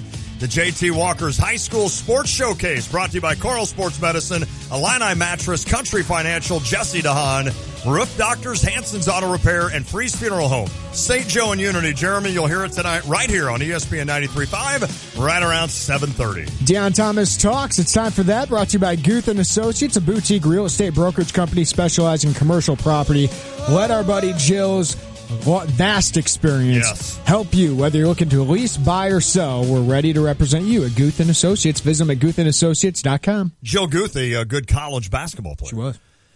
Another good college basketball player is joining us right now, and that's Deion Thomas. How are you, Deion? Oh, really? I'm going to let this play for a while. You sound so emotional right now, Deion. All right, we'll get back with Deion. So angry about what he saw. I don't think Austin even knew that there is a he's on. Deion told me he's on his way down to Champaign. Oh, is he? So who's he? Is he going out in town tonight? Ooh, that'd be cool. Yeah, Deion. And I'll join him. I know you've had a good time with Deion before. Well, no doubt. Thanks for the invite, Deion. What the heck? He's a great man. He's fun. Get some stories there? No, I will not share. No, they were good. It was all husbands and wives, and we were all laughing and playing ship captain crew. Yeah, having a good time. Yeah, it was hilarious. You, TJ Wheeler. Somebody in the group brought some Patron. And the last of so their ship captain crew, whoever finished dead last with your dice total, had to do a shot of Patron. And we got all the way through. And I'm not mentioning names or anything, but Deion, you'll remember this story. But we got all the way through this bottle of Patron, and Lon somehow had never had to do a shot. And Deion was mad, and he's like, Lon Tay has to do a shot of something. So TJ, of course, being the redneck he is, brings out like, I don't know what he had, like some kind of fireball whiskey or something that I had to do. I'm like, come on. How are you, Deion? I'm doing well, my friend. I'm doing well. Hey, man, these are like the kind of stories you're supposed to keep within the circle. I said it was all husbands, wives. We were having a good time. It was just, that was a good day. That was a funny day. It was. What's going on, Jen? Doing well. Another loss. I know. It's just getting frustrating a little bit, Deion. As we said, I mean, Wisconsin was a big game. Yes. Penn State, a big game. And they dropped both. Just what's your kind of big takeaway over a week that Illinois really needed a couple wins and they didn't get any? Well, I mean, you're right. These were two key games that we needed. You knew the Wisconsin one would be tough, even though we've been playing, respectively well at home. So you had to get that Penn State game. Yes. So if there's a disappointment, the disappointment really lies in that Penn State game. We didn't seem to have any fight at the beginning. And we pushed towards the end, when we started trapping, trying to get the ball back, being really aggressive. But when you're down 20, you can't wait till the last 2 minutes to decide that you want to really get aggressive. I mean, you have to pick that thing up a heck of a lot sooner than that. And so it was really disappointing to lose that game. And, we were outclassed against Wisconsin. I mean, Wisconsin is, a veteran team just like us, but they have a system. They play their system to a T. They do exactly what they're supposed to do. And when you have an Ethan Happ and you have a Nigel Hayes, it's tough because those guys are going to make you make you work every minute you're out there on the court. Deion, do you just smile as big? And I love the Deion Thomas smile. We all do. Is it just as big as it can get? Unfortunately, not against Illinois, but when you're watching Ethan Happ and his footwork and his moves inside. Do you just smile as a big man that used to have those same moves? I mean, that kid has got an array of ways to score. Oh, my gosh. Yes. To answer your question, first, let me say yes, I love watching that young man play. I mean, when he came out of high school, I mean, he was at the level where we at UIC were trying to get this kid. So for Wisconsin to really see the potential that he had, I mean, because he's not the greatest of athletes, he's not the fastest, but those intangibles that he brings to the game are amazing. And then the job that they do developing their bigs up there is amazing. I mean, if you can go way back to Matt Lauer and all of those guys and Comiskey, and he's just another one in that long list of guys that had great footwork, that played the way they're supposed to play, that, you know, that do what it is that they do best. I mean, you don't see him out there trying to shoot three-point shots and all this other stuff. He just gets in there, does his job, does his work. And to me, and I've said this multiple times on the Big Ten Network, they go as he goes. That kid carries the team as a sophomore. I mean, it's beautiful to watch. Who's your Big Ten player of the year right now, Happ or Swanigan? Ooh. I mean, and I hate saying you have to have a co, but you may end up having to have co-Big Ten champions. I mean, Caleb Swanigan and what he has done with leading the nation in double-doubles and as dominating as he has been on the glass, the way he has not only improved his game, but his body and just all of the things that he's done, you cannot say he's not there. And then what Ethan Happ is doing, you know, I mean, he's, like I said, he's the best player on the best overall team right now in the Big Ten. Yeah, it's fun to watch both of those guys. Unreal. What do you look for? Because, I mean, Swanigan was a no-doubt guy. Yes. But if you're looking for a developmental center, like a Happ, I mean, Wisconsin has made a living. I mean, Comiskey. Unbelievable. You know, Brian Butch was a big-time recruit. I'm looking to whoever they're recruiting, and then I'm taking them. Yeah, so what do you look for out of like a Mav Morgan or an Austin Colbert? Like, what are you looking for out of a big man that'll make him successful at the next level? Because those guys seem like they're more rolls of the dice than usually guards. Well, bigs are, and the thing is, and what I think a lot of people miss and don't really understand is bigs develop a lot slower than guards. I mean, as you're getting bigger and you're getting longer, your coordination and everything else is, you know, it's crazy. So you have to end up growing into your body and everything else. So you ask, what do you look for? One, I'd look for toughness. You know, I come from the school of Bob Hambrick and Lou Henson. So toughness is the very first thing that you would look for. Then you look to see, you know, as my coach used to say, can you walk and chew bubble gum? So there has to be some kind of coordination there because that's kind of a foundation. And then when you're watching a game, you're watching a high school game or you're watching an AAU game, the big guys don't normally get the ball. So what you want to see, does this kid continue to work? Does he continue to run the floor? How hard does he continue to play? That's a great point. You know, now if you have a kid that has the will to work, that has some sense of balance and coordination, then you can build on those things, and that he's tough. You can build on everything else. You can teach everything else, as we see with a Frank Comiskey as well as with an Ethan Happ. You know, Happ took a year, redshirt year, came out. Look at him now. I mean, look at him last year, and he's even better this year than he was last year. Deion Thomas. So those are just a few things. Illini Radio Network, my apologies. He'll be on the call tomorrow as Illinois hosts Minnesota here at the State Farm Center. Deion, back to this Illini team, and you had mentioned falling behind like they did against Penn State. Obviously, they did against Wisconsin. Oh, yeah. Why am I even trying to list them out? I'm not sure. Is there anything – listen, I know John Gross has addressed this. I know every kid on that team is smart enough to understand that they're not getting off to good starts in games. Is there anything that can be done? Can you come out and press the first 5 minutes? I mean, I know that's the extreme. Is there anything you can do to change the mentality or the tone to where you're not giving up such a huge run and getting in such a deficit early? first things first. I mean, let's look at it from the offensive end first. Anytime your first few shots are jump shots, if they don't go in, you're in trouble. Let's start off first and foremost. The ball needs to go inside, whether it's via the penetration or put the ball inside the Maverick or even getting Malcolm down in the post. Because right now, those are your two best players on the floor. So those guys have to be the catalyst of your offense. The ball has to touch their hands. It has to touch their hands close to the basket where they are not in a position where they're not taking outside shots. That's number one. Got to get better shots. And defensively, you have to have a scheme that works. Your scheme has to be in place. Your who you are as a defensive team has to have it should have already been in place. But you have to go out there with a sense of what you're doing.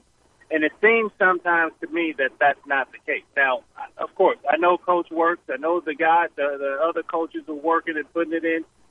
But it just seems that there's a disconnect somewhere along the line. I don't know what it is, but those guys have to start taking pride in not allowing guys to go on 10-point runs, 12-point swings.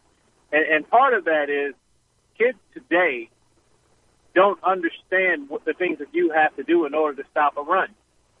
If a team goes on a 10-0 run, you can't expect let me come back and shoot our way into the run. No. You have to have positive possessions is what I call them, positive possessions. That doesn't necessarily mean that you're going to make the basket, but you have to get something positive, whether it's a good look at the basket where you have a higher percentage chance of making the basket. You have to get fouled.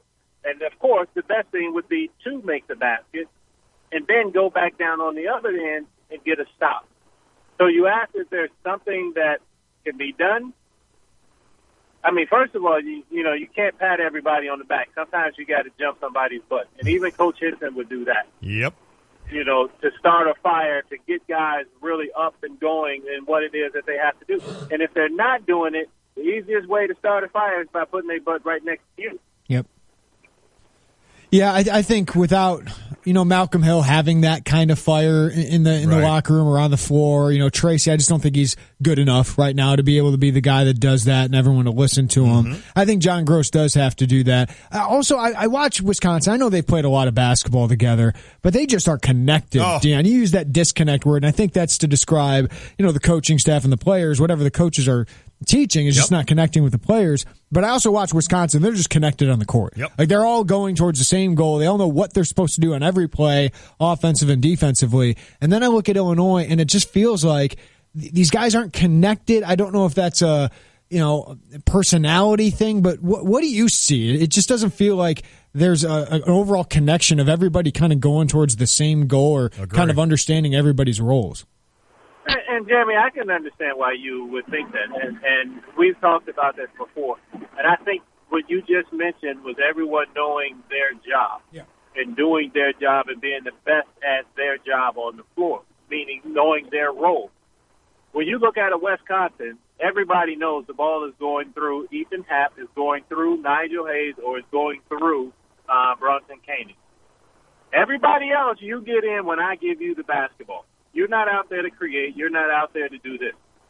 If there's a basket or something that's needed, that one of those guys is taking the shot, one of those guys is getting the ball in the post, there's going to be a pick and roll between them or something. I don't think we have that same understanding. And what's even more important on that is those guys, yes, they know that they're the ones that's supposed to take the shot, but so does the defense. Dang it. So does the defense. Yep. And when the defense reacts to them, they have the gumption and the understanding to say, hey, let me trust my teammates and get them the ball where they need to get it.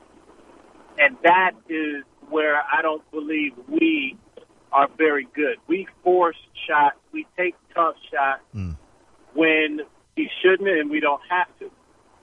I mean, anytime somebody puts a hand in your face, you need to be passing the ball to somebody else. And that's Malcolm and everybody else included. Deion Thomas, Illini Radio Network, breaking it down. Well, Deion, here comes Minnesota, a team that should be very hungry for a victory. They've lost 5 straight in the Big Ten. Only a game behind or in front of Illinois, I believe, at this point. Half game, right. So what are you expecting with this Gophers team? I know we talked to Ryan James earlier from GopherIllustrated.com, and he said that teams have been abusing Minnesota down low, which makes you think maybe Mav Morgan could get off to a good start and maybe consistently stay there. What are you expecting in this game tomorrow? Well, I mean, it's going to be difficult. Anytime you're going to play in the barn, it's a tough place to play. It's loud, the elevated floor, all this other stuff. I mean, it's crazy to have to play in that facility. But you're right. Mav could be extremely effective in tomorrow's game. And if he is, that gives us a really good opportunity to win this game.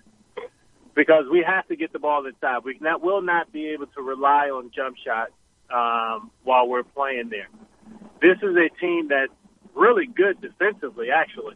And they try to keep you out of the lane. They're a physical team, which we don't do very well against.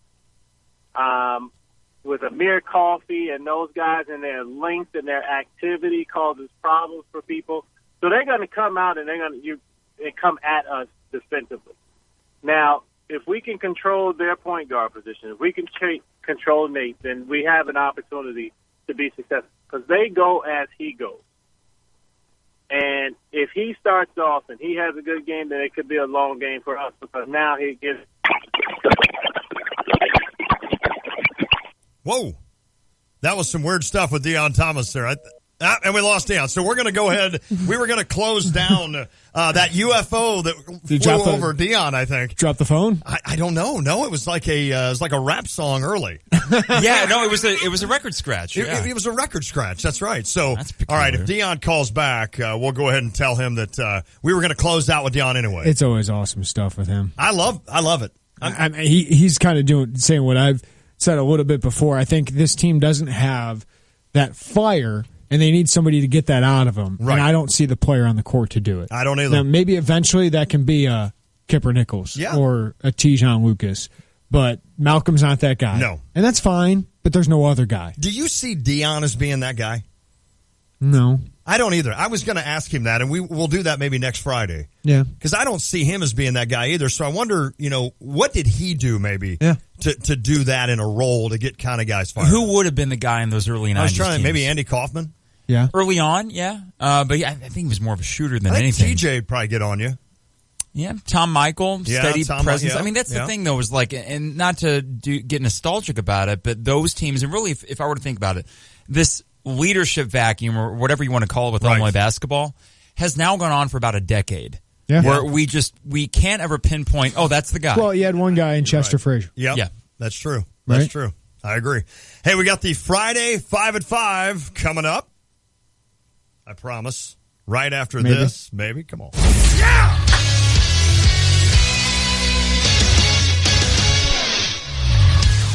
Hello, I'm Austin Berkman. This is the 5:30 Sports Center update brought to you by the Mettler Center. If you're looking to take your fitness to the next level, set up a free 30-minute consultation by visiting MettlerCenter.com. An official release by the Department of Intercollegiate Athletics of the University of Illinois, linebacker coach Tim Gargile will be leaving to be the defensive quality control and linebacker coach of the Green Bay Packers. He joins Ron Zook as former Illini coach to be a part of the Packers organization. There's kind of a big game on Sunday in the NFL. Yes, the Super Bowl is on Sunday as the Atlanta Falcons take on the New England Patriots from the NRG Stadium in Houston. So expect some points in that game because Atlanta and New England are 2 and 3 respectively in points per game on offense. Vegas has the over-under set at 59, and New England is favored by 3 points. The Super Game will be played at 5:30 p.m. and broadcast on Fox. So Buck and Eggman will be on the call. The 13-10 Illini host the 15-7 Minnesota Golden Gophers on 3 p.m. Saturday. It's been tough sledding for both of these teams in the Big Ten, only having 3 wins each in conference. Nate Mason, guard for the team from the Twin Cities, averages 14 points and 5 assists per game. The Illini may be coming off their back-breaking loss against Wisconsin at the State Farm Center. They lost 57-43. In that game, the Illini got out-rebounded by 9 points. That weekend game will be broadcast at 3 p.m. on Big Ten Network. Former Cardinal pitcher Shelby Miller took another loss in the past year. He lost his arbitration case to the Arizona Diamondbacks.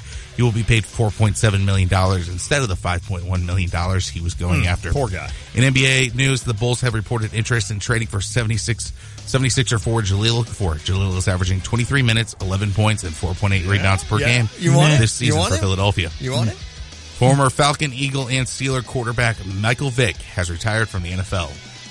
What? That in 04. Yeah, he was really good, man. Him and Brian Finneran. I thought he was retired. He officially retired. Oh, he's done. Okay. Nobody wanted him for the last 5 years. Hey, 5 at 5. It's coming up next. It is the Tay and J Show. Stay toasty this winter with Matex Heating and Cooling's hot winter deals. Choose a rebate of up to $1,000 or 0% interest payments for 3 years on your new qualifying Trane heating and cooling system. Call Matex Heating and Cooling today at 355-9700 or visit online at mattexservice.com. It's hard to stop a train. See your independent Trane dealer for details. Call 888-653-0051 for financing program details. About credit costs and terms. Regular APR at 28.99% for newly opened accounts. APR may vary. Subject to credit approval. Offer expires March 15, 2017. Guth & Associates wants to represent you and your business in 2017. Whether you're looking to lease, buy, or sell, Guth & Associates are ready to represent you. Let owner and operator Jill Guth put her 29-plus years of leadership and management experience to work for you and your business in 2017. This boutique real estate brokerage company specializes in commercial property all over Central Illinois. And as a boutique company, Guth & Associates are committed to fostering personalized relationships with each and every client. They'll work to provide you with a custom mix of comprehensive services tailored to deliver exceptional results. Whether you're looking to lease, buy, or sell in 2017, Guth & Associates are ready to represent you. Visit Guth & Associates online at GuthAndAssociates.com. Go to GuthAndAssociates.com. Guth & Associates, affiliated with Fairlawn Real Estate.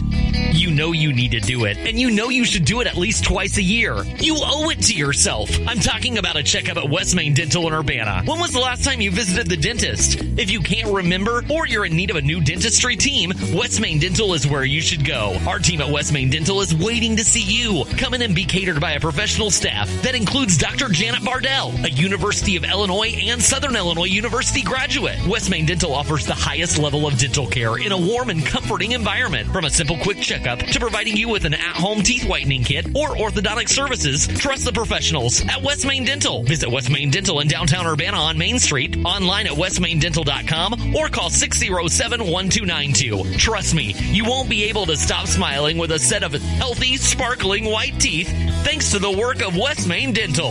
West Main Dental, online at westmaindental.com, or call 607-1292 to schedule an appointment today. Guys, don't wait until the last minute this year. Impress her. Valentine's Day will be here before you know it. Not sure what to get the one that you love? Timothy John Salon and Spa has the answer. A relaxing facial, a manicure, pedicure, or cut and color, just a few options that Timothy John Salon and Spa offers. Treat the one you love to a day of pampering. Purchase gift certificates in any amount and get her something she will truly love from Timothy John Salon and Spa. 404 West Green Street and online at tjsalonandspa.com.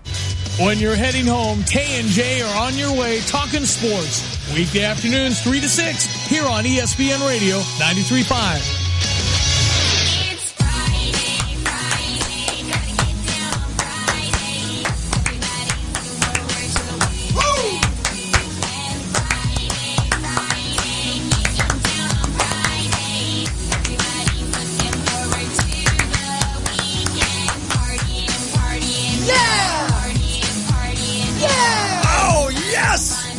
We're running heavy today, so we're going to get right to it, Carp. It is the 5 at 5 Take over, my friend. Here we go. This has been many weeks in a row. Let's keep this run going. Let's roll Question it. number 1. Today is National Gum Day. Nice. And I'm a huge proponent of this particular holiday, as I've always been one to chew on things. Rubber bands, pens, pencils, straws. You do, don't you? Always. Always. So a few years ago, I decided to switch to something a bit more flavorful. Trident Watermelon Blast. What is your go-to gum? I hope this doesn't get me in trouble, but I'm going simple. And when I go into let's say a gas station and I want to get some gum, I go for one thing, and it's one thing I've gone for my entire life. It's the original Hubba Bubba. It was marketed during World War II when soldiers would say, "Ooh, Hubba Bubba." I don't think they were talking about gum.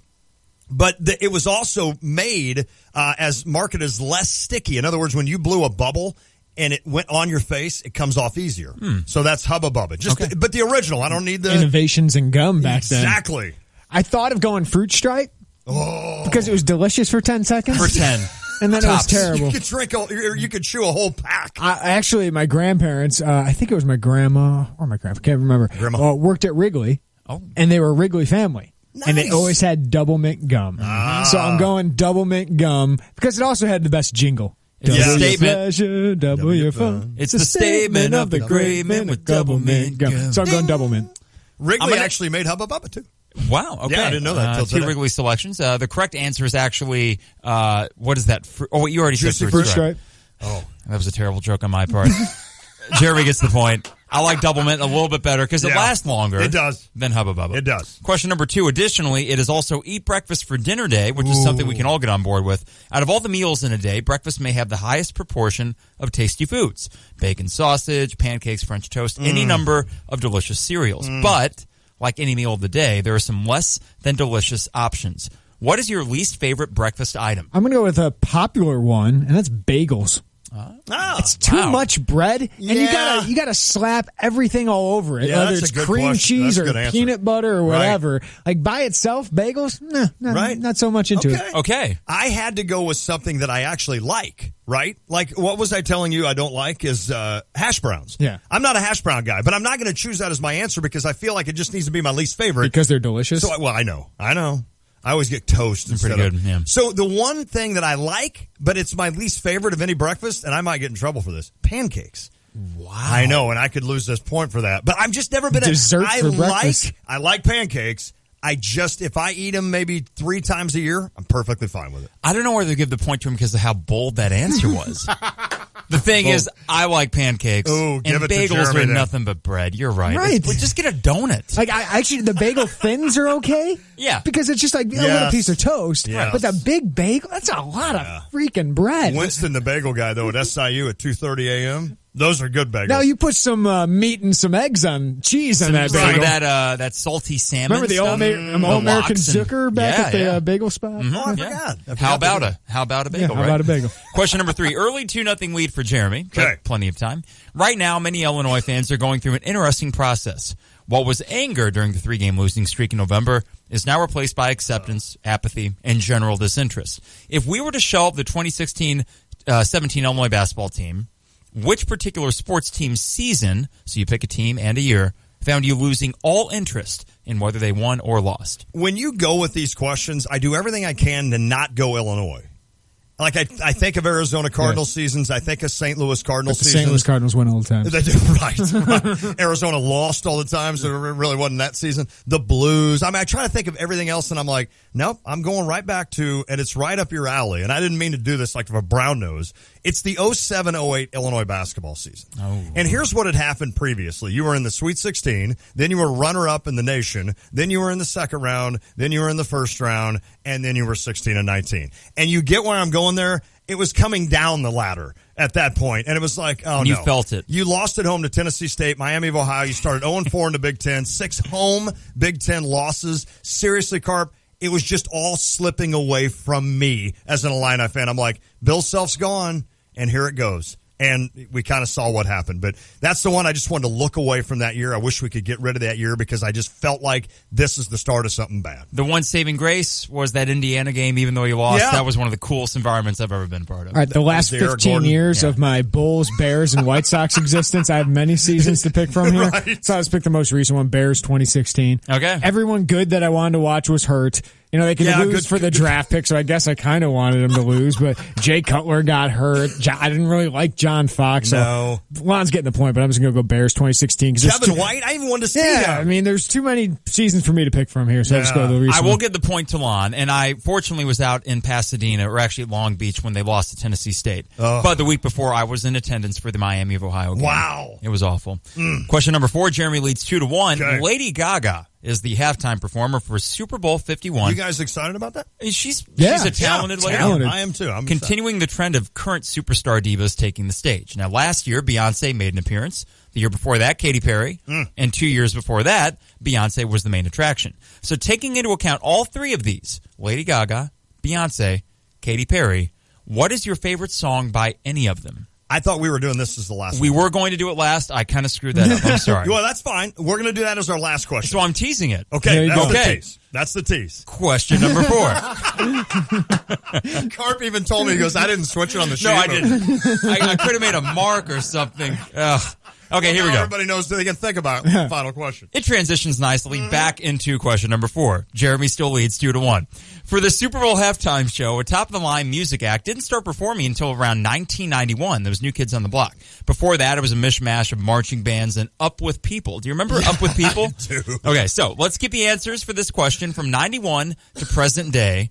What is the worst Super Bowl halftime show? You both have the same answer? We do. We do, but I'll give Lon this one so we can go tied into the last question. Now, wait, can we all say it at the count of 3 because I think I have the same answer? Yes. Okay, 1, 2, 3. Black Eyed Peas. 11 Black Eyed Peas. Okay, yes, okay. They were awful. Well, and they were all Fergie over the was place. so bad, too. When she sang "Sweet Child of Mine" with Slash, Slash's lowest the moment. whole time I just kept going, Fergie, just shut up. Yeah, because just let him play it. She's not all that great of a singer. No. And Usher, I love Usher. You couldn't hear him. You could not hear him. So it was bad. Yeah, we both had the same. Yeah. My second worst was the next year. I thought Madonna was terrible. It was a lot of noise with LMFAO and Cirque du Soleil and Nicki Minaj and MIA and Sia. I was just like, this isn't Who good. threw those 2 years together, man? It's terrible. Now they're on a roll though. Beyonce, Bruno Mars, Katy Perry. I thought even last year I was at that thing. I thought Coldplay played well to the crowd. Like it was actually a pretty good show. I liked it. I know Chris Martin keeps slouching into the camera. No doubt. He's doing I didn't see that. He's doing like Bono taken to the extreme. He really is. I guess he's always going to done that though. I will give the point to Lon for the competition. If nothing else, give it to me because that Taboo guy on Black Eye, he freaks me out. Which one's that? He's the long-haired dude. Yeah, the long-haired dude. Those straight long hair. Yeah, yes. There's something about him, man. Okay. He kind of looks like Journey's current lead singer. Yeah, he the does. guy from the Philippines. He looks like he would shank you. Like he would just pull a shank out that he made in prison and just stick you in the liver. Question Austin, 5. Please isolate. He looks like he would shank you, and we'll keep that in the hotkey. Question number 5. I already asked it, but I just wanted to really tease it for the radio audience.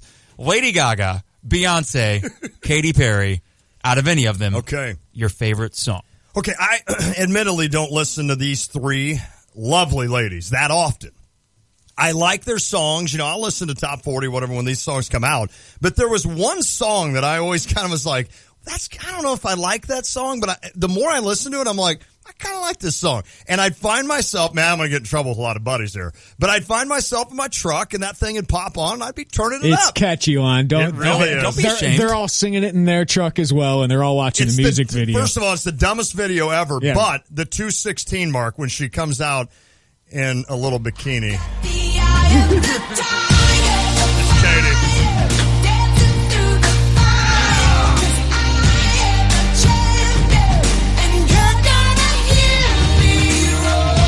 You know what? The song Dark Horse is a jam. It really Yes, is. it is. I'll give her credit. And if you, the E.T. song, the album before on, which one is that? I forgot what the album E.T. is. song? E.T. It's called Extraterrestrial. Awesome. It was kind of I remember like that one. Yeah, really good. This is it. Roar. That's a good pop song. That is. And again, if you can check out that video, the 2:16 mark. She is She's top 5 celebrity, I think. Yeah. I'm Doesn't going. she have like the most Twitter followers of anybody? I think of anybody. Kim Kardashian's have more. That's Maybe. a good question, but I think Katy Perry has something like 80 million. Like, wow. ridiculous. I'm not one of them either. I need to change it. all right. By all means. I think I'm going. Beyonce's really talented, but I think musically, this is the one who's the most talented. Hold on. Oh, it's Katy again. No, it's not. This was at the top of her fame. Her second album. Or could you say the top of her fame, Monster? Yep. Oh. And this song came out when I was a senior in college, and it was monstrous.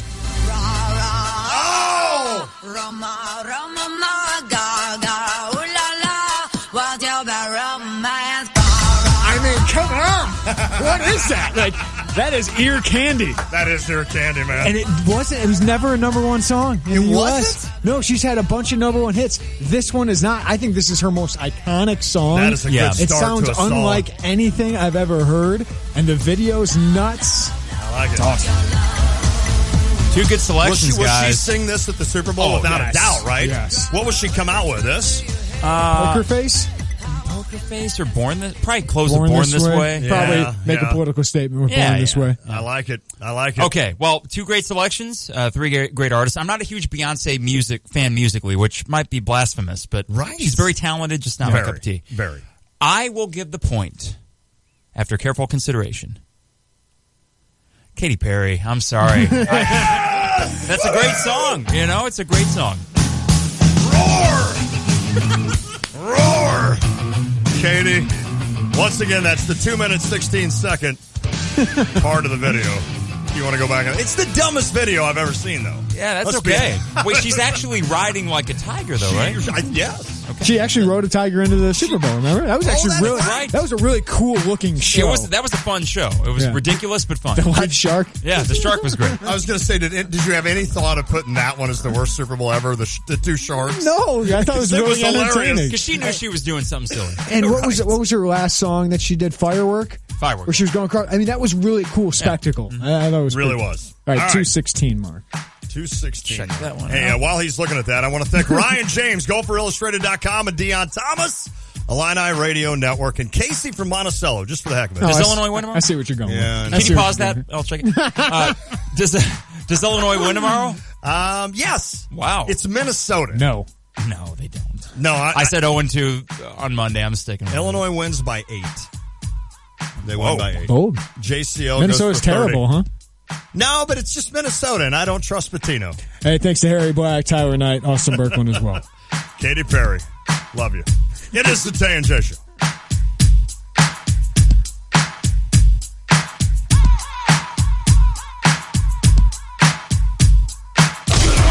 Join the Bloomington Edge indoor football team at the U.S. Cellular Coliseum for their first game of the year, Sunday, February 26th. Don't miss all the exciting football action as the Edge take on the Tri-Town Titans. The Bloomington Edge indoor football team invites you to come out early on February 26th for the Edge Fan Fest starting at 3 p.m. in partnership with the Boys and Girls Club of Bloomington. Meet the players, win free prizes, then get ready for exciting indoor football. Get season tickets or buy single game tickets at bloomingtonedge.net or call 484-840-EDGE. Are you living with a growing prostate? Do you pee more often than you used to? Do you wake up to go? Be honest. Is there a drop in your romantic life? Prostate problems don't go away on their own, so you need to call for a free bottle of Super Beta Prostate, the #1 non-prescription formula for your prostate. The ingredients are natural. With Super Beta Prostate, you'll have less urges to urinate, less waking at night, and an improvement in your romantic life. Try it for free. Pay only shipping and handling. Super Beta Prostate is so powerful, you'd have to take 100 saw palmetto capsules to get the same active ingredient in just one Super Beta Prostate tablet. Stop running to the bathroom and call us now for your free bottle. Hurry, this free offer won't last. Call 1-800-507-1004. That's 1-800-507-1004. 1-800-507-1004. These statements have not been evaluated by the Food and Drug Administration. This product is not intended to diagnose, treat, cure, or prevent any disease. Live from the Habib BPC studios, this is WSJK Tuscola, Champaign-Urbana, your home for the St. Louis Cardinals.